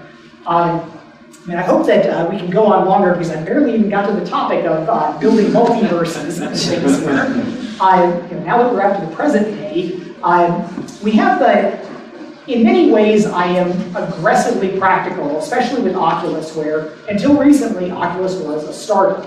And startups have to be very, very focused about shipping a product that does something that customers are going to value enough to pay you for. And yes, we've raised a lot of money. There was no worry about funding. There was this sense that we probably could raise as much money as we wanted. But I was still taking the tack that, no, you need to pay attention to what we can do X number of months from now, not what it's going to look like 5 years from now. I know, I probably rubbed a few people the wrong way about that, where it's just this almost annoying practicality of, okay, I know what we can do in a reasonable amount of time, and I'm probably still wrong. I've still got that programmer misestimation going on, but I know for sure what we can't do. There are some grand visions that are not going to make it in time for shipping, and we should not be working on those.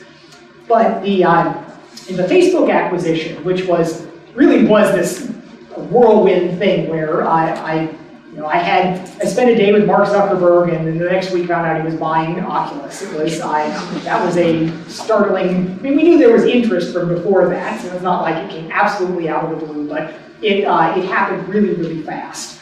But that changes things in the way the engineering tasks that we want to work on, because while as a startup, you say you focus on the next project that you're doing. That's the most important thing in your world. It's okay to incur technical debt and to do things that you wouldn't be doing if you did engineering for a decade from now. But Facebook cares about the decade from now.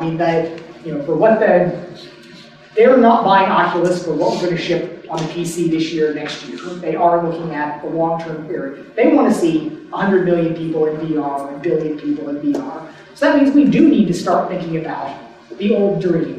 What is cyberspace going to be like? How are we going to build the metaverse? What are the rules of that?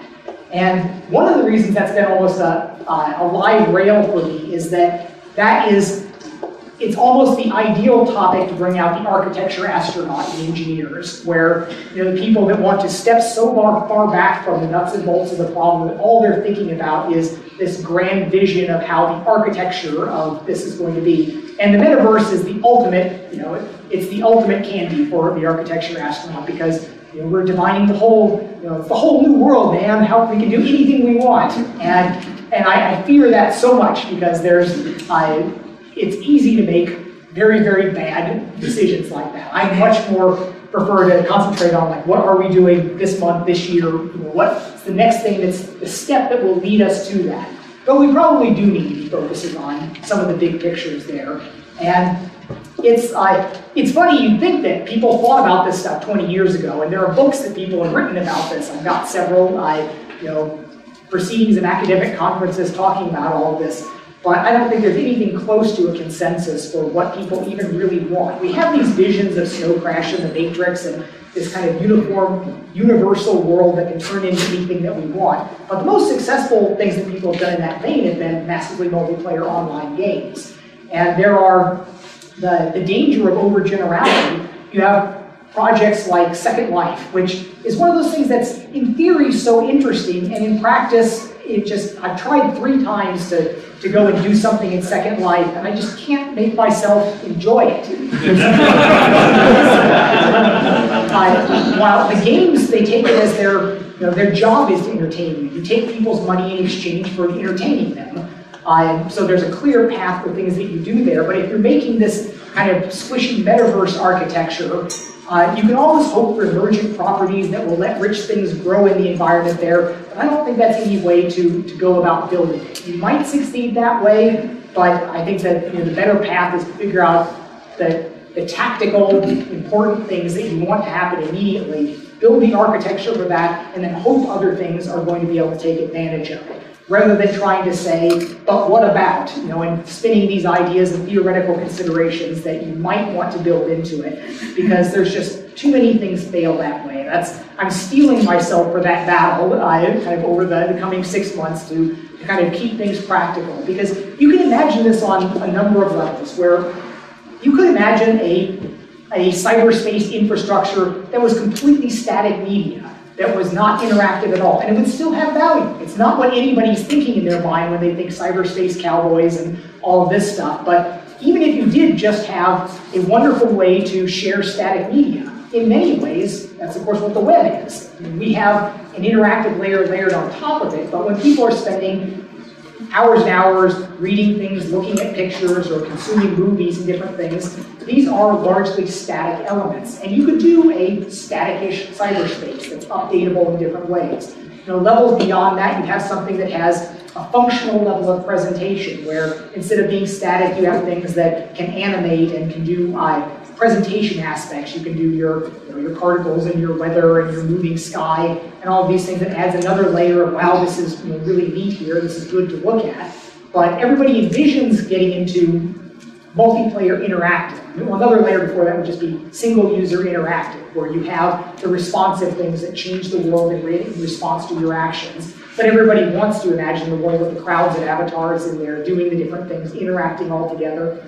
And as anyone that's been through game development a few times go, there's just huge buckets of worms that you get when you go into keeping network play consistent. And people keep wanting to reach for the hardest problem, where everybody thinks cyberspace, well, it means it's got to be an open world cyberspace. It's got to be on-the-fly dynamic streaming, infinite horizon, pulling everything in, infinite number of people, all of these things, because that's the vision, that's where we want it to be. But we don't need to do that first. And trying to do it first is just going to result in failure, or it's going to result in something that that doesn't look anywhere near as good as as it should, or perform as good. So I am focusing on trying to do these more tactical things, but looking at them with an eye to how do we generalize this? How do we wind up letting this be used by more and more people? But even at the basic engineering level, there's the real question. So what's different between a game engine and cyberspace? Does Unity 3D become cyberspace in some way by grafting things onto a game engine? Or do you graft game components onto web architectures and infrastructures for that? There's important questions about how, okay, we need some way to be able to script interactions with it. It's not going to be a binary blob. Arguments could be made that I will fight strongly against that it should be JavaScript. It's the most popular programming language in the world. It does all these magical things on the web, but I think most people would look back and say that probably was not optimal, and we have opportunities to do things differently. A good argument could be made for C#, for the .NET framework. Unity 3D does a lot of really good things. Having a memory safe language, I think, is really important. But an argument could be made that should be native client, that the Google technology that lets you run essentially dynamically compiled native code and run C++ and everything. From a performance standpoint, that would be the best of the options, but I really do think that there's this strong urge that we need to get past the memory unsafe languages of the C and C++, and it's kind of sad seeing the way it's played out in the industry where Google starts off with Android saying it's all Java. People are going to write applications in Java. But they get basically clubbed into supporting the native development kit. I mean, certainly anybody doing serious high-performance stuff, if you've got an iOS application running native, you're not going to have a Java version on Android. So the native code gets pulled back into it. And it brings along with it all of the buffer overflows and segmentation faults and all of the stuff that the baggage of a language that's 40 years old in many ways that we're still dragging along with us.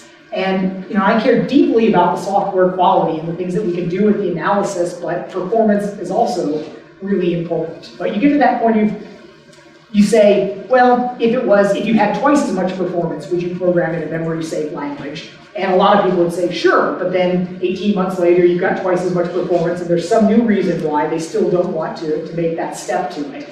And I'm going through all of this right now, where sometimes I have Eclipse, Mono-Develop, and Visual Studio all open at one time, writing in C++, C#, and Java. You see the pros and cons of the different things, and it's not clear to me exactly which direction even I personally want to go. I want higher quality software, but I'm also caring about platforms where we don't have performance running out every year. We really do still have to care about how we manage our code and our performance issues. And we've got the cases of the issues with consistency of frame rate that really argue against all the garbage collected languages. But maybe we can resolve that with asynchronous time warp running in another thread. There are all of these exciting and interesting engineering questions to be going over. And it's only really, literally the last month since the Facebook deal that I've even allowed myself to start thinking about these, because I had walled it off in my mind, like, don't think about that, more important, more pressing things, concentrate on what matters right now. But just in the last several weeks, I've got an email that I've been kind of preparing to send out to the company holding a lot of these thoughts about how stuff that we need to start thinking about, but it's not figured out yet. There was nobody that demonstrated what the right thing was 10 or 20 years ago, and we just didn't have the hardware to resolve it. And all the successes really have come in gaming, and that's where we're going to draw a lot of the inspiration from. But there's still this feeling that everybody has that it should be something more than the game world. There's something beyond that.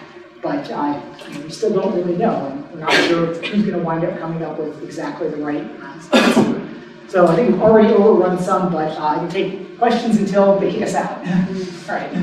So you talked about how Oculus started with these, not just low-hanging fruit, but fruit that's already sitting on the ground, right?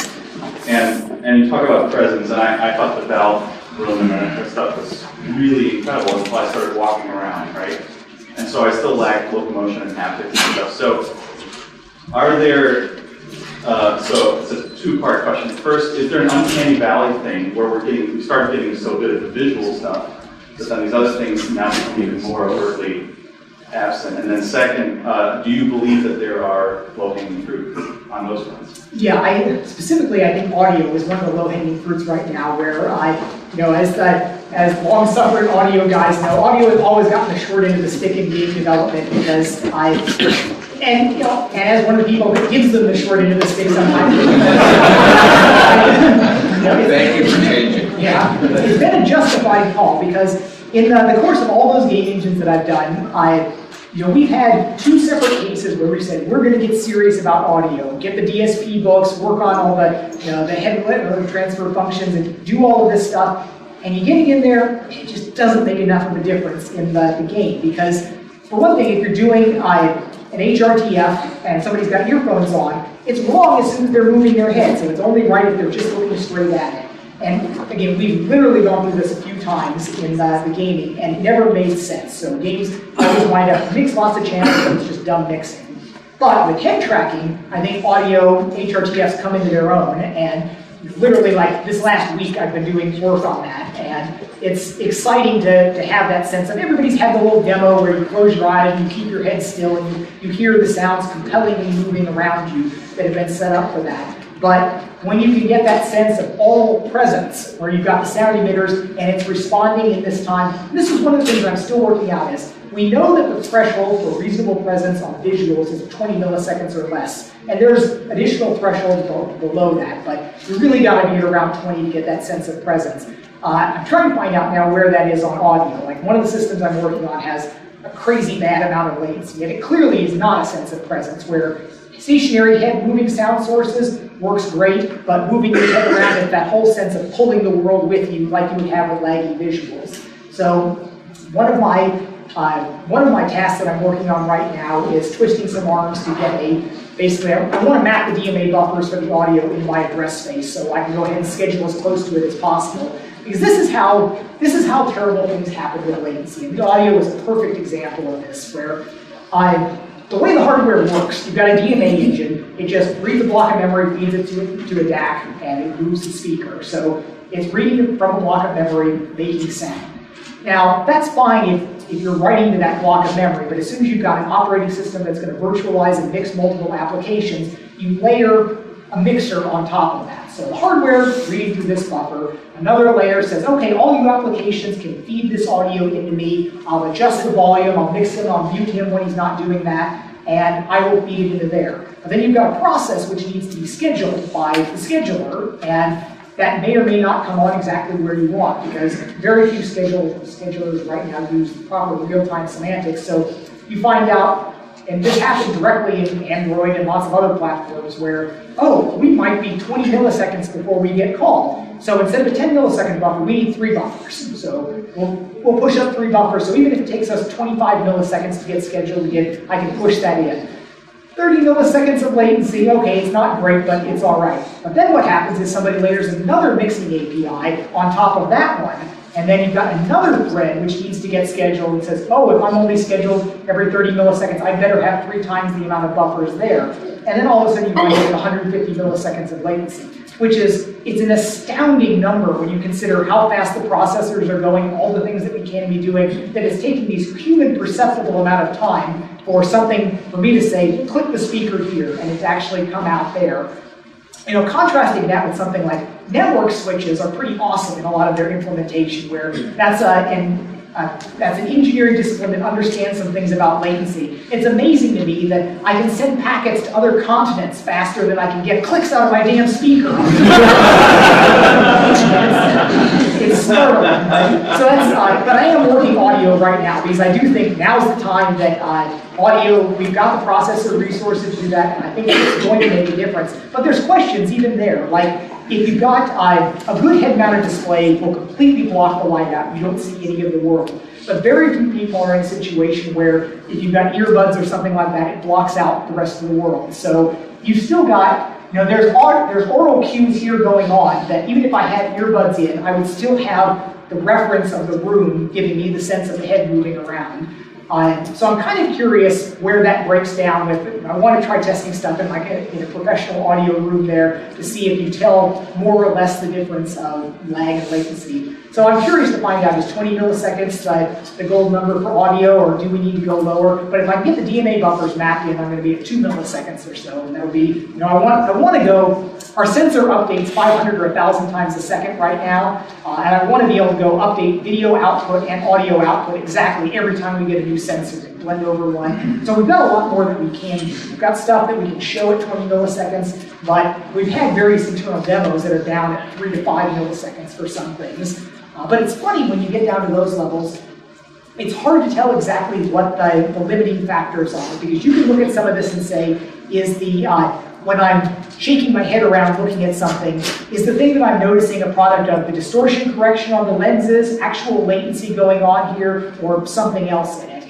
And it's funny where I've spent some time, I've spent a couple of days sometimes where I'm just shaking my head, looking at something, and I've got a head-mounted display on, And so this is another thing where the old-timey virtual reality headsets, you would see people that used them, they would do this very slow motion looking around because they often had 100, 200 milliseconds of latency. And you do this and the whole world goes around you like that. But if you just move very slowly, you could get this, some sense of what you want.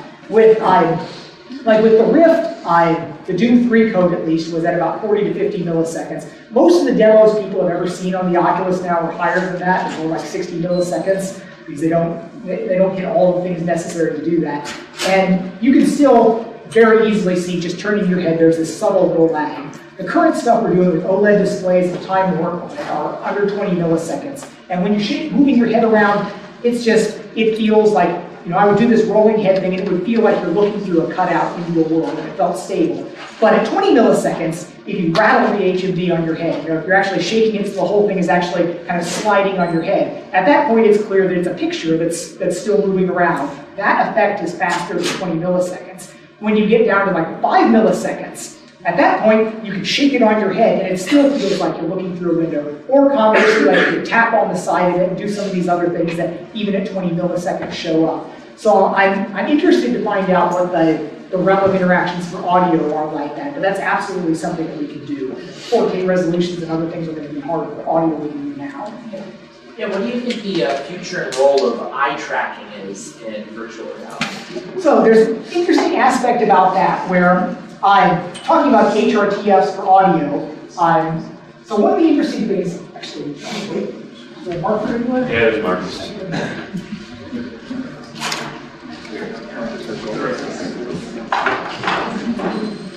So if you've got a head with ears on it, the way the way the audio processing works is you may have a sound source here, and it goes over and it winds up, some of it goes directly to the ear, but then a lot of it goes and interacts with the head. So it winds up traveling through the bone, reflecting off of other things, and coming around to ear here. So a signal here gets some direct amount here, and various transmitted and reflected amounts in the other ear. So what's interesting about that is, if you think about audio in a home theater setup or a theater setup where you may have 7.1 surround sound, what you're doing at that point is you're actually simulating the entire audio space around the listener. So you built an audio field of everything, which takes these full 7 channels, and it's not even necessarily perfect where people are listening in different areas or if you moved around, while an HRTF audio function is simulating the sound as it's already entered your ear. So you're making 2 channels there. Instead of building sound in the entire world around it, you're just working out what would be coming to your ear if it had been there. And that's an important contrast to what we have with the display side of things, where when you've got a head-mounted display, you've got lenses here, they are making a light field, which is going out in all directions. If your eyeball is there to intercept it, great, but it's sending out stuff which is not where your eye is focusing, your foveal region. 90% of the pixels that you're drawing there are not going to good use. In the audio case, you simulated everything out, and every bit that you're pushing out actually has some direct acoustic perceptual value to it. Unfortunately, on the head-mounted display side, so much of what we do is completely wasted. And we've got this case where, as we're taking these crazy paths to 4K resolutions, one of the interesting things is if you work on big monitors and you've got a 30-inch monitor or multiple display, everybody's had that case of, where's my mouse cursor? You're moving hundreds of pixels jumping all over the screen, tagging thousands of pixels as they move around, and you don't receive it at all, which is the sense that those are largely wasted pixels. If we had perfect gaze tracking, it would be wonderful for us to be able, well, what you obviously want ideally is, at the top of the line you want direct neural stimulation. One step below that, you have the ability to do like laser retinal scanning, to be able to scan directly onto the retina at different resolutions in different places. I was super excited for years about direct retinal projection until I learned some of the aspects about it where you can't use a single projector to scan interestingly on there because the lens basically takes all of that back out and turns it back down into a point. You need optical spreaders, and you wind up not with a cool tiny little thing that I was imagining projecting into your eye, but an optical system that winds up looking like something that you could have done with a larger scale display. It winds up not being nearly as interesting.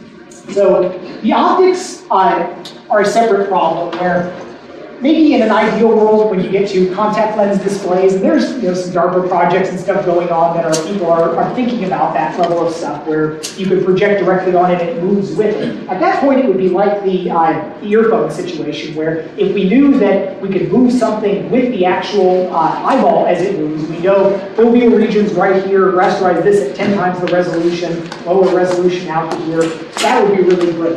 It's somewhat less valuable when you still have an actual lens and a display back there because you're going to have the full resolution anyway. Your eye's focus region can move by plus or minus 25 degrees or so. You can cover a pretty wide range of areas and it's got a focus of a couple tens of degrees. So our display that's 90-degree field of view nominally, you can move around and you can focus and steer your attention at just about any part of it. So all the resolution needs to be there. There's no way to kind of like magically move the resolution where we want it. So all the focus, if we had perfect gaze tracking right now, we could render lower resolution imagery in most of the screen. And we've done some tests like this where even without gaze tracking, it works kind of well to render a low res version that covers the entire 90 degrees, and then another version that's maybe the same number of pixels in the center 30 degrees. And one of the reasons that works out interestingly is because of the way the distortion on the lenses work, your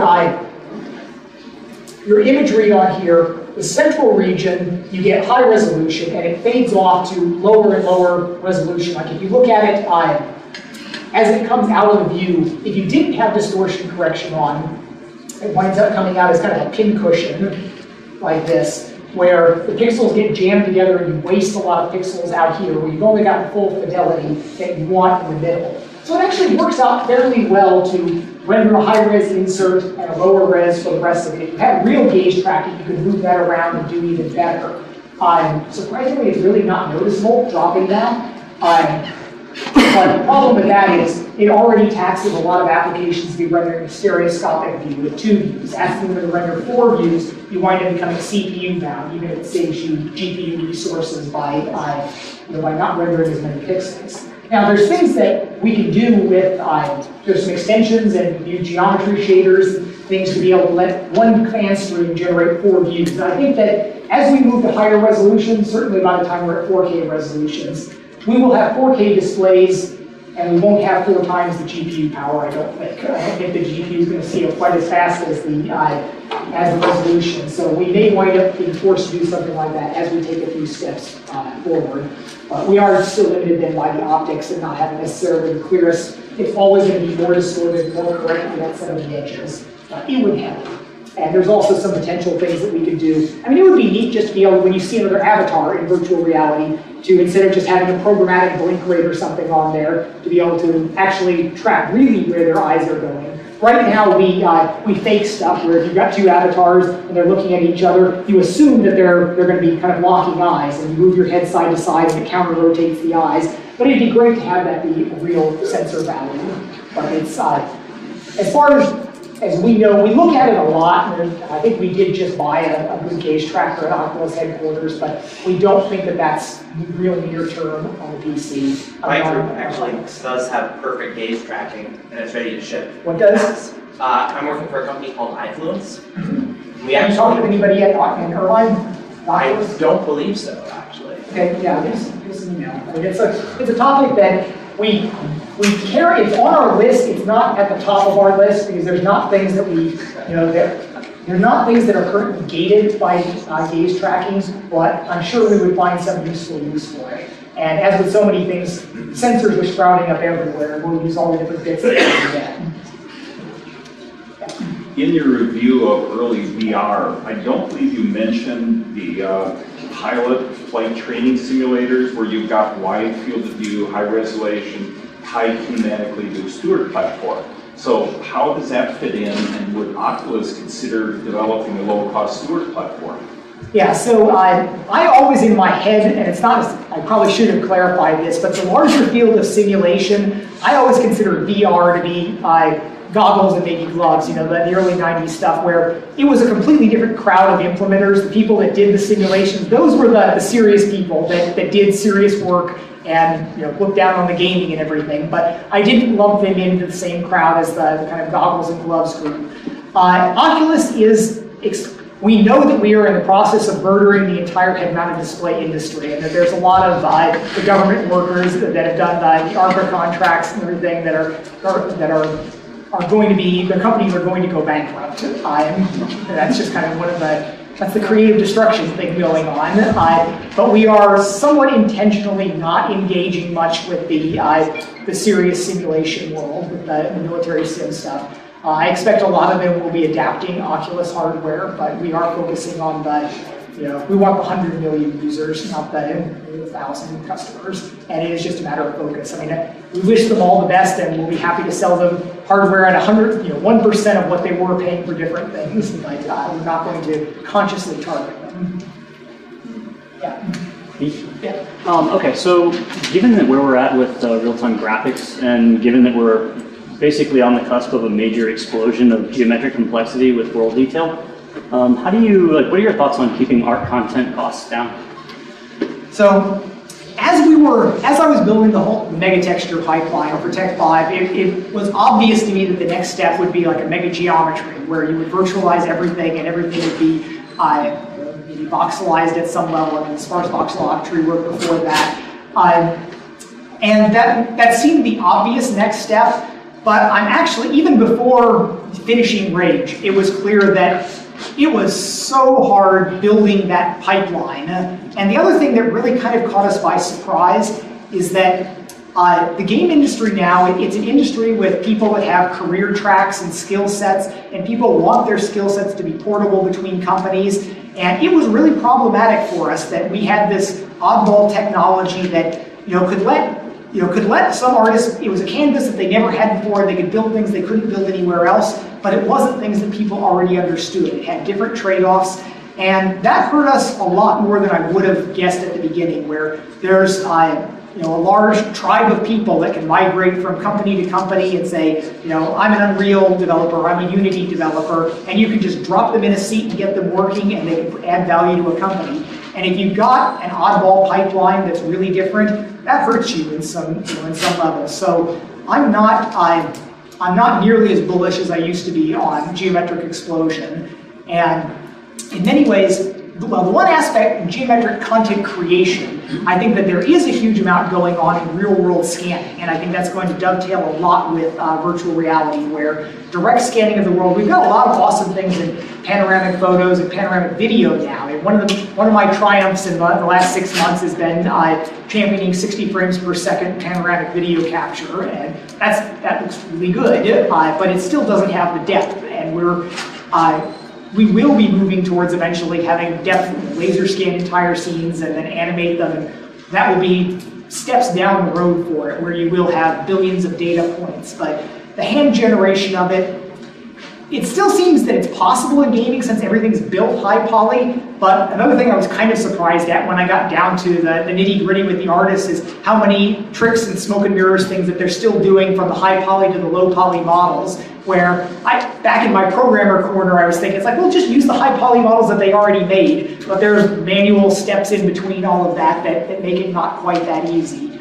And the other side of it that I came down to is, just like in some ways with the mega texture, it's not going to make that much of a difference. And in fact, it's going to make less of a difference than the texture in there. And there are going to be people that kill themselves building a mega geometry game engine, and no one's going to care. Yeah. Just because I think it's a really cool, it's, I guess, a unique question. I think you're one of the few people that could answer. What kind of differences could you say you had to go through, or changes in how you thought about solving problems from basically a software firm to now basically you're a hardware guy? Yeah.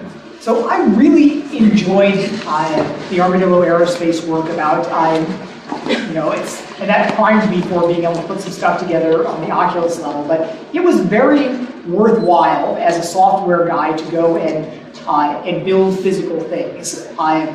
Because there's something that I would really see from that is software people are used to being able to kind of do magic with our fingertips, and we can build these amazing castles of complexity, and getting down to the physical world and making cussed reality obey you in the same way is something that I see a lot of ignorance on the software side for people who just do not comprehend how hard something you can sketch on a napkin can be to make function in physical reality. But it was a great learning experience for me. I mean, I enjoyed learning how to run a lathe and run a mill, write CNC code for it, do that, and the craftsmanship aspect of things where I still wound up reverting to my normal mean of being results focused and caring about the end, but brushing up against some of those other sort of styles of endeavor where, I do self-identify as an engineer first and foremost. An engineer is someone that tries to, make what you want with the resources you've got at your disposal. But there are all of these other enticing mindsets that you can have. Like craftsman is one of them. You can be a code craftsman and you can be a physical craftsman, but there's that sense of when you're cutting something on the lathe and you make that final extra polish pass, or you round off all of your edges.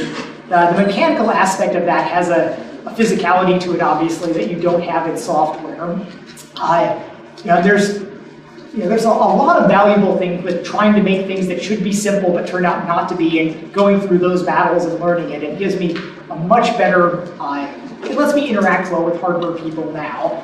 I miss not doing that. Now it again comes down to that focus thing where I realize I can't do everything. I can't split my time amongst 4 or 5 different things. And on a weekly basis, at some point I will miss physically building things, and I wind up coming to some point where I realize I could just go build this right now and it could solve some problems, but it's going to take me, I think it'll take me a week, which means it'll take me 3, rebooting everything and getting it all going. So I'm staying away from it.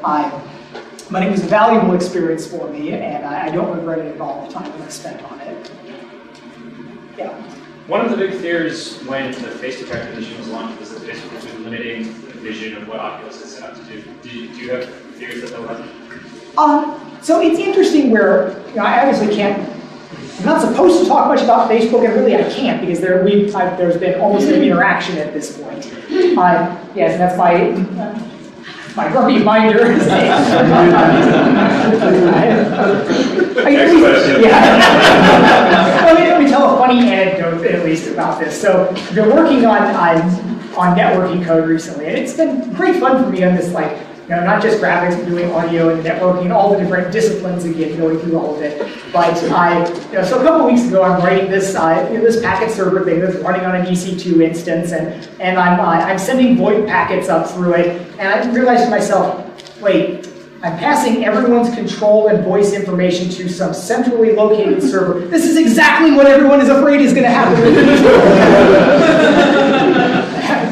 So I will eventually do some NAT punch through things so I don't need to go through and do all of that, but completely innocuous, innocent technical decision to make something work, and I just realized, okay, that's probably going to play the wrong way when certain people look at it that way. But I was really hoping, I've been saying this publicly, where I think that the Facebook deal is important for PR, where Oculus as a company is, we do not have this wealth of IT infrastructure stuff, and we want this network multiplayer cyberspace world. This is the vision that we want to go to, and the company does not have the resources and the infrastructure and the people with the backgrounds to do that. I hugely respect the scale that Facebook operates at. You do not serve 1 billion people with penny IT infrastructure, and I'm not arrogant enough to think that it's easy, that you can just go do it. The comment is, yes, we're smart people, we can figure out how to do anything, but there will be a lot of bashing our heads into walls and making mistakes along the way. I mean, already Oculus has, practically every major rollout we do, we botch something on the website or the server deployment stuff, and we learn each time and we get better, but it's fine when we've got 50,000 users, but if a product goes out and we have 500,000 or a couple million users, I just don't think we're prepared for that. I want to leverage Facebook's ability there. And there are aspects of it that there are lots of different directions that people think VR could or should go in. And Facebook is thinking a more inclusive vision. You know, they want 1 billion people. I think that's the right vision. I support that direction. I support seeing what we can do with potentially lower end stuff. We want our crazy high-end stuff that people will spend $5,000 to build out the high-end PC gamer rigs, but we want to be able to support lower end things as well. So I mean, check back a year from now. We'll see how it goes. Yeah. So I apologize in advance if these questions have been asked before. Rage was a game that performed impressively well on the consoles of 360, 6-year-old pieces of hardware. And this is a topic that's very interesting to me, especially after reading about stuff like the fast and burst square root algorithm. And I was just wondering, were there any creative methods that you used to get it to run as well as it did on those systems? So it was I'm still really proud of how well Rage runs on the consoles. It was a huge amount of very hard work, and it was a battle that it was fought several times over the years.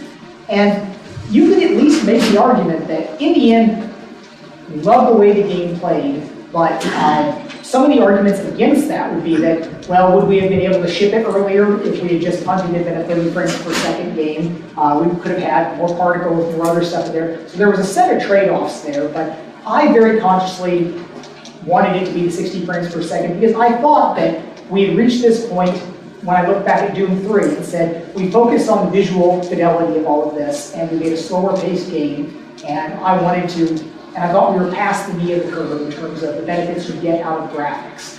And I thought that we had an interesting way with the mega texture to both advance the graphics, to be arguably the best looking game on the platform and the fastest. So it was an interesting technical niche that we could pick there. So in hindsight, it's possible it wasn't the right thing. I liked what we did, I liked what came out of it, but it was hard. I mean, there is a big difference between getting everything done in 16 milliseconds and 33 milliseconds. There's a lot of things that that you wind up saying, oh, this will just take a couple of milliseconds. And when you've got 33, to dole out, you could do a lot of those different things, but when you've only got 16, you don't. But that was one of the unexpected benefits of it that we didn't think, where when you've got 33 milliseconds to dole out, you can have infinite arguments about what you're going to do, because you can do anything. You just can't do them all at once. You can do crazy graphics algorithms at 30 frames per second, but you can't do them all at once. At 60 frames per second, it allowed us to be very brusque. Nope, not going to do it. Can't fit in 16 milliseconds. Next question. And that was a positive. But there was a lot of low-level optimization. There's lots of SIMD optimization. There's lots of GPU scheduling. A ton of work in managing multi-core performance. It was just lots of hard engineering work through it. But it was the decision and the commitment to stick through it there was challenging, probably more so than I would have thought at the beginning, where when you're struggling up against there and wondering, is the PS3 going to be able to make it, which is a little bit slower than the 360, what are we giving up by doing this? Everybody wants their fancy particles.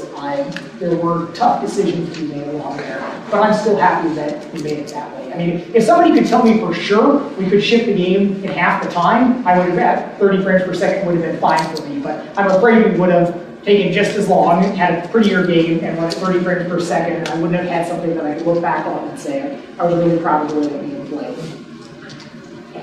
So on the topic of simulator sickness, there's been some research for maybe the last decade or more into stimulating someone's vestibular system, or maybe even suppressing it with some pretty scary things like electrical currents, strong magnetic fields. Yeah, Palmer's actually been involved in some of that work. And there's, yes, it sounds great how you can put a little electrical current through here and then you don't get signature. You can feel like you're accelerating in different directions. Wow, this would be great for VR, but there's some worry about scar tissue forming in parts of your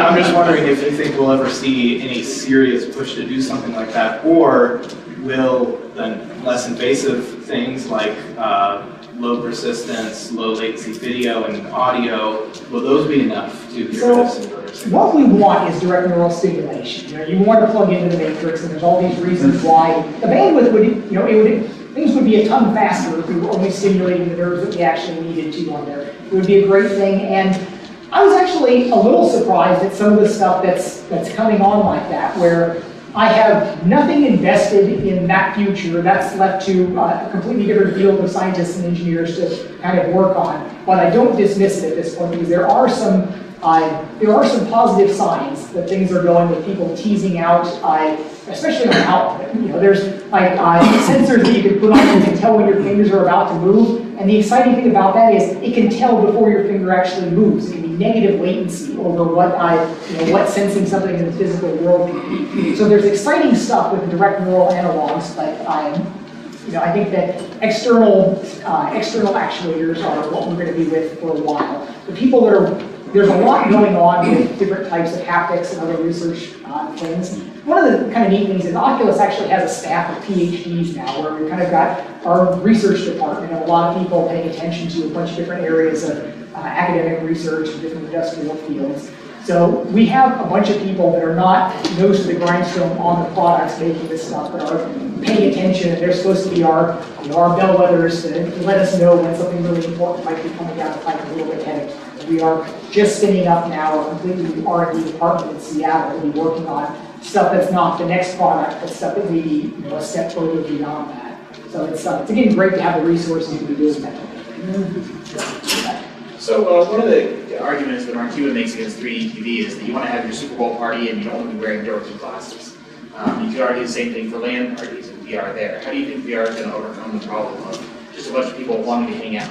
Well, I think for one thing, the sense of presence that you can get is communal in VR. So you can have avatars, and that's one of the things that we're working on literally right now, day to day here, is figuring out what works well for getting people to be able to see other people and feel like they're there.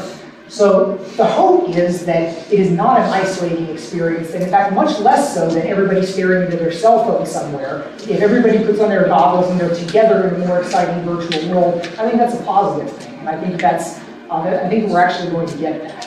I think a lot of my focus now is on the networking aspect and what we can do forward, because that's going to be the novelty of VR that really will be exciting. So I'm not very worried about it being the isolating experience that a lot of people worry about. I think that in many ways, cell phones and such have been a much more isolating form of entertainment than VR will be. Yeah. Have you thought about enhancing the human body capabilities by, let's say you just say, I don't care about what my right leg does as far as this virtual world. Let me hook sensors to it and give myself 3 arms.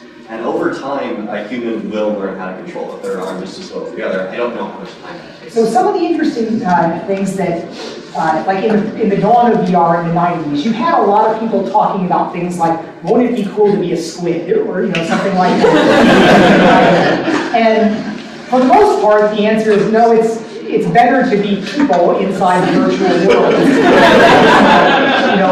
What we can do in there is we can give the wealth of, we can make virtual goods that let people take the place of the wealth of a billionaire in reality. We can replicate in there. And while there will be things that people wanting to go and be the crazy different thing, I think that most of what people are going to want to do with VR are do things that people do in reality, but that are either too expensive or too dangerous, or things that they choose not to do or are not allowed to do. But I think for the most part, people will still want to be people. I mean, not exclusively, but I think that will dominate the interactions. Yeah. Do you think it's hard to quell kind of users' expectations? Because I know everybody says, oh, okay, we're going to be doing the same games we're doing, they're just going to be so immersive. And I've been a big supporter of VR and since the early Kickstarter. And I always try to tell people, if you did 30, 40 mile an hour parkour in real life, you'd get sick, right? I mean, so just doing it, even if we can replicate it perfectly. There are significant real issues dealing with locomotion and sense of acceleration, where the primary thing the biggest thing that engenders the simulator sickness is when your eye says the world's doing something that your inner ear doesn't say. Which is why, if you've got everything else nailed, if you've got the distortion correction and the projections are exactly right, and the latency's low, the stationary experience, like the Valve room, you can be in there, you can look around, you can walk around, and it's great. It's really, really good. But even if you took that, that high-end piece of hardware, really the best piece of VR that anybody's ever put together, and you start circle straightening in it, you're still going to get sick. it because no matter how good that was, even if it was your infinite, perfect, direct retinal neural stimulation, you would still get sick because of the disconnect there. So, kind of the mantra at Oculus now is comfortable experiences. We're talking about these things. But the honest truth is I am 100% confident there's going to be a whole generation of people that just grow up doing all the crazy things, with that, and don't worry at all. Because back in the old days, I mean, we had people that got sick with Doom and Quake, and nobody thinks it's like, oh, a first-person shooter, that's going to make everyone ill, because clearly it doesn't, but it was a problem at some point. So, the sickness, the fundamental issue about locomotion there is a real issue, and there's some interesting experiments going on that, like one of the tests is something where you hold a button and you locomote as if you're riding a bicycle or something. So you turn like this and you turn in virtual reality. You can do some motion like that, and that seems to be fairly effective because if your brain thinks like I'm kind of doing this in one way, there's a little bit of acceleration cue that it can buy it. But these are things that everybody's going to be figuring all this out in the next couple of years, and it's going to take a couple of years, I think very much like it took a few years for touch to kind of find its legs on the mobile platform for how you do it other than being virtual thumbsticks there. And I think that probably right now nobody knows the right solution for locomotion in VR. But we know we can do a certain class of things where you're relatively stationary, you're seated, and awesome stuff happens around you. And that's a design dynamic or an experience dynamic that nobody's really explored now because they haven't had to. But here we are in a situation where there's an important reason why new rules need to be examined, and that should be exciting for anyone in the design space where technology or reality is forcing you to re-examine kind of fundamental concepts from other mediums. Yeah. If the current generation of display technology is like a screen with lenses on it, what do you think is the next big step for display in VR? So there are huge advantages that we have by piggybacking on the mobile infrastructure. So what I really want is a compound curve display where right now we've got lenses, that are kind of like this, and we've got a display up here. And so you've got all of these different focus issues of as the light rays wind up going there and focusing out to a roughly straight thing. It's different on the different parts. You get different amounts of convergence and divergence based on where it hits that. And we adjust for all of this by having funny profiles on there, picking kind of a sweet spot and different things. But what I really, really want is an OLED display that has a compound curve that matches the curve of the lens. So you're back to a simple spherical section on the lens instead of a complex A-sphere. And you have everything equally in focus, equally distorted. There would be some real value to that. But people are making flexible OLEDs now. They show up at CES, single-fold flexible ones.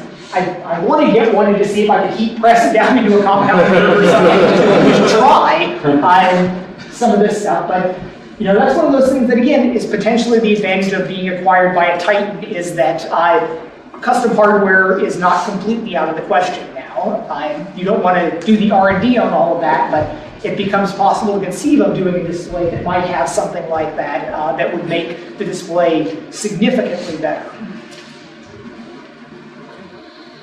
Okay, thank you, everyone. Oh, just one quick question. You guys have shown a big spotlight on VR now, so obviously there's going to be a lot of competition, a lot of people trying to get things in market before you. I mean, is there concern within the Oculus about how that affects your timelines to getting a consumer device out? Because I would imagine that the first one that gets out there with some money behind it is going to form perceptions to the consumers of what VR is.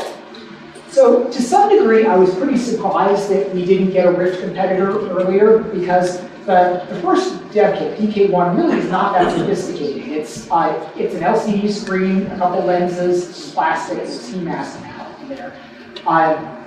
It's a little bit different with DK2. The vision hardware, the vision software, and the hardware that goes into tracking, that's a more significant barrier to entry. I think that there are people working on the different things that have some or all of the different pieces to put together. Sony can put together something good, although right now I do kind of look at it as that they're bringing an LCD to an OLED fight, which may not go well for them. But they have smart people that understand the issues and problems there. They're probably going to do something well.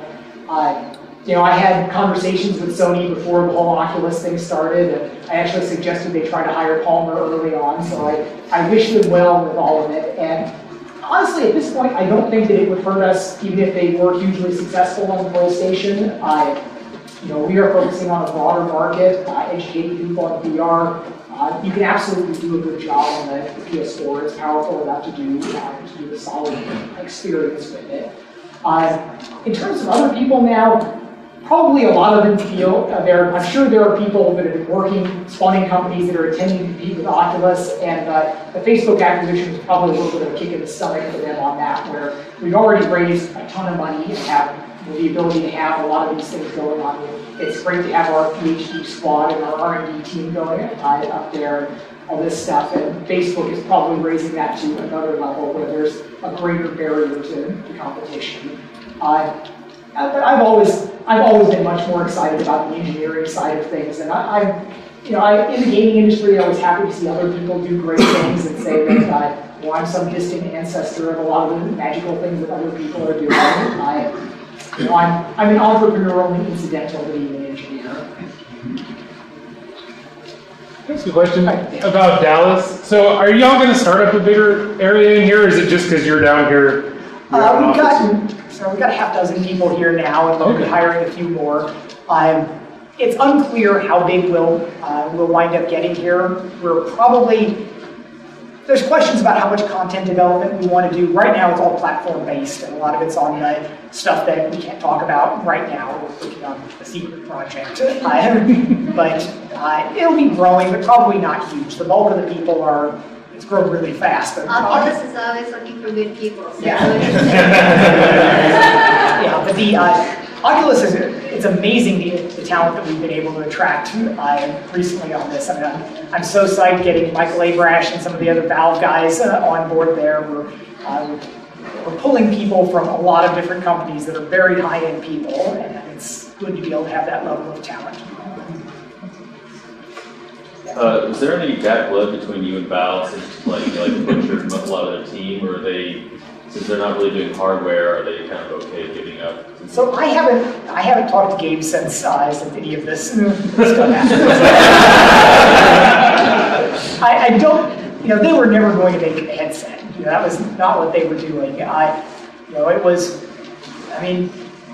never really quite sure what they were doing there. I mean, it was great that they hired a bunch of brilliant people and they did this great R&D, and I owe them really a big debt because the low persistence work that Valve did, that was not on my radar. And this is so wonderful to me to have, I know so much about so many aspects of this thing, to have something that I really wasn't paying attention to pop up and turn out to be a big deal. That's kind of a magical thing for me. And I just thought, well, we're going to get 120 hertz OLEDs, that'll be fast enough. And I wasn't considering the low persistence aspect. And it wasn't really until when Atman was talking about this, I made a couple trips up to Valve and talked with them about it. He was saying how important this was. I was kind of like, I'm not sure that I buy it yet. I think that we'll be good without this. But they built it. The existence proof is always the best way to win an argument. It doesn't take long. You put it on, click the button. Yeah, that's way better. You were absolutely right. Win an argument in 1 second with an existence proof like that. So, but the main thing that Valve wants is PC games. They want high-end PC games, and Valve would be very sad if Oculus became a console-only peripheral, because that would be completely contrary to what they want. But if VR brings new life into, or additional life into the PC space, I think Valve's going to be completely happy, because they're the platform there, and how that interacts with Oculus, a lot of that still remains to be seen. But they're pushing their open VR or their Steam VR side of things. They've still got a bunch of smart people there. I don't think we hate each other. Have you tried Google Glass hardware for your VR as a substitute? So, augmented reality is AR is it's an interesting topic the way this goes. First of all, Google Glass was sold as a vision. Again, they did the whole hand-wavy thing about this is going to be awesome in the future, because everybody wants the glasses that put people's names over their heads so you can remember all of that. I dearly want that. But that's of course not what Google Glass is. Google Glass is a little smartphone display that shows up on the side. And it's not even augmented reality, it's a wearable display, which is not all that exciting. I don't think that there's a huge win over that. There's some value, but over a watch or a phone, it's not huge. When you get to augmented reality over a wide field of view and you really can't add annotations to the world, that's going to be huge. And if you had asked me 2 years ago, I would have said augmented reality is going to be the many billion-dollar industry, and it's going to be much, much bigger than VR, which at the time I thought was going to be limited to entertainment aspects. But I've come around in the last, really after the high-resolution, low-persistence work, seeing that the VR headsets, even if you're not using them as VR, if you're using them just as virtual displays, are going to start displacing a lot of monitors, allowing people to work in a lot of areas. And I do now see immersive VR as something that can take place, at least on the tablet, where it maybe doesn't displace something else, but it's a new device that people want to use in new ways and can have that that scope. But the other thing is, AR, the way people want it, kind of Terminator vision, where you see the world and you see all the annotations on it, is actually much harder than immersive virtual reality. Because we're saying 20 milliseconds is pretty good for virtual reality, you want to get it down to 2, but even 2 milliseconds of lag in augmented reality is moving around, you're still seeing all the names kind of shift over people's heads. And the issue of how you have sunlight visible augmented reality, the fact that you can't dim anything out in focus, there's a lot of problems there that actually make it a harder problem. And I think that, and that was one thing that I was telling the Valve guys, that they started off augmented AR focused, and I strongly made the case that, that's great, it's probably going to be huge, but we can do VR right now, and we can do it now, it's valuable, we should do it. We should do that. And I was happy that they pivoted off of the AR stuff and focused on the immersive side. All right.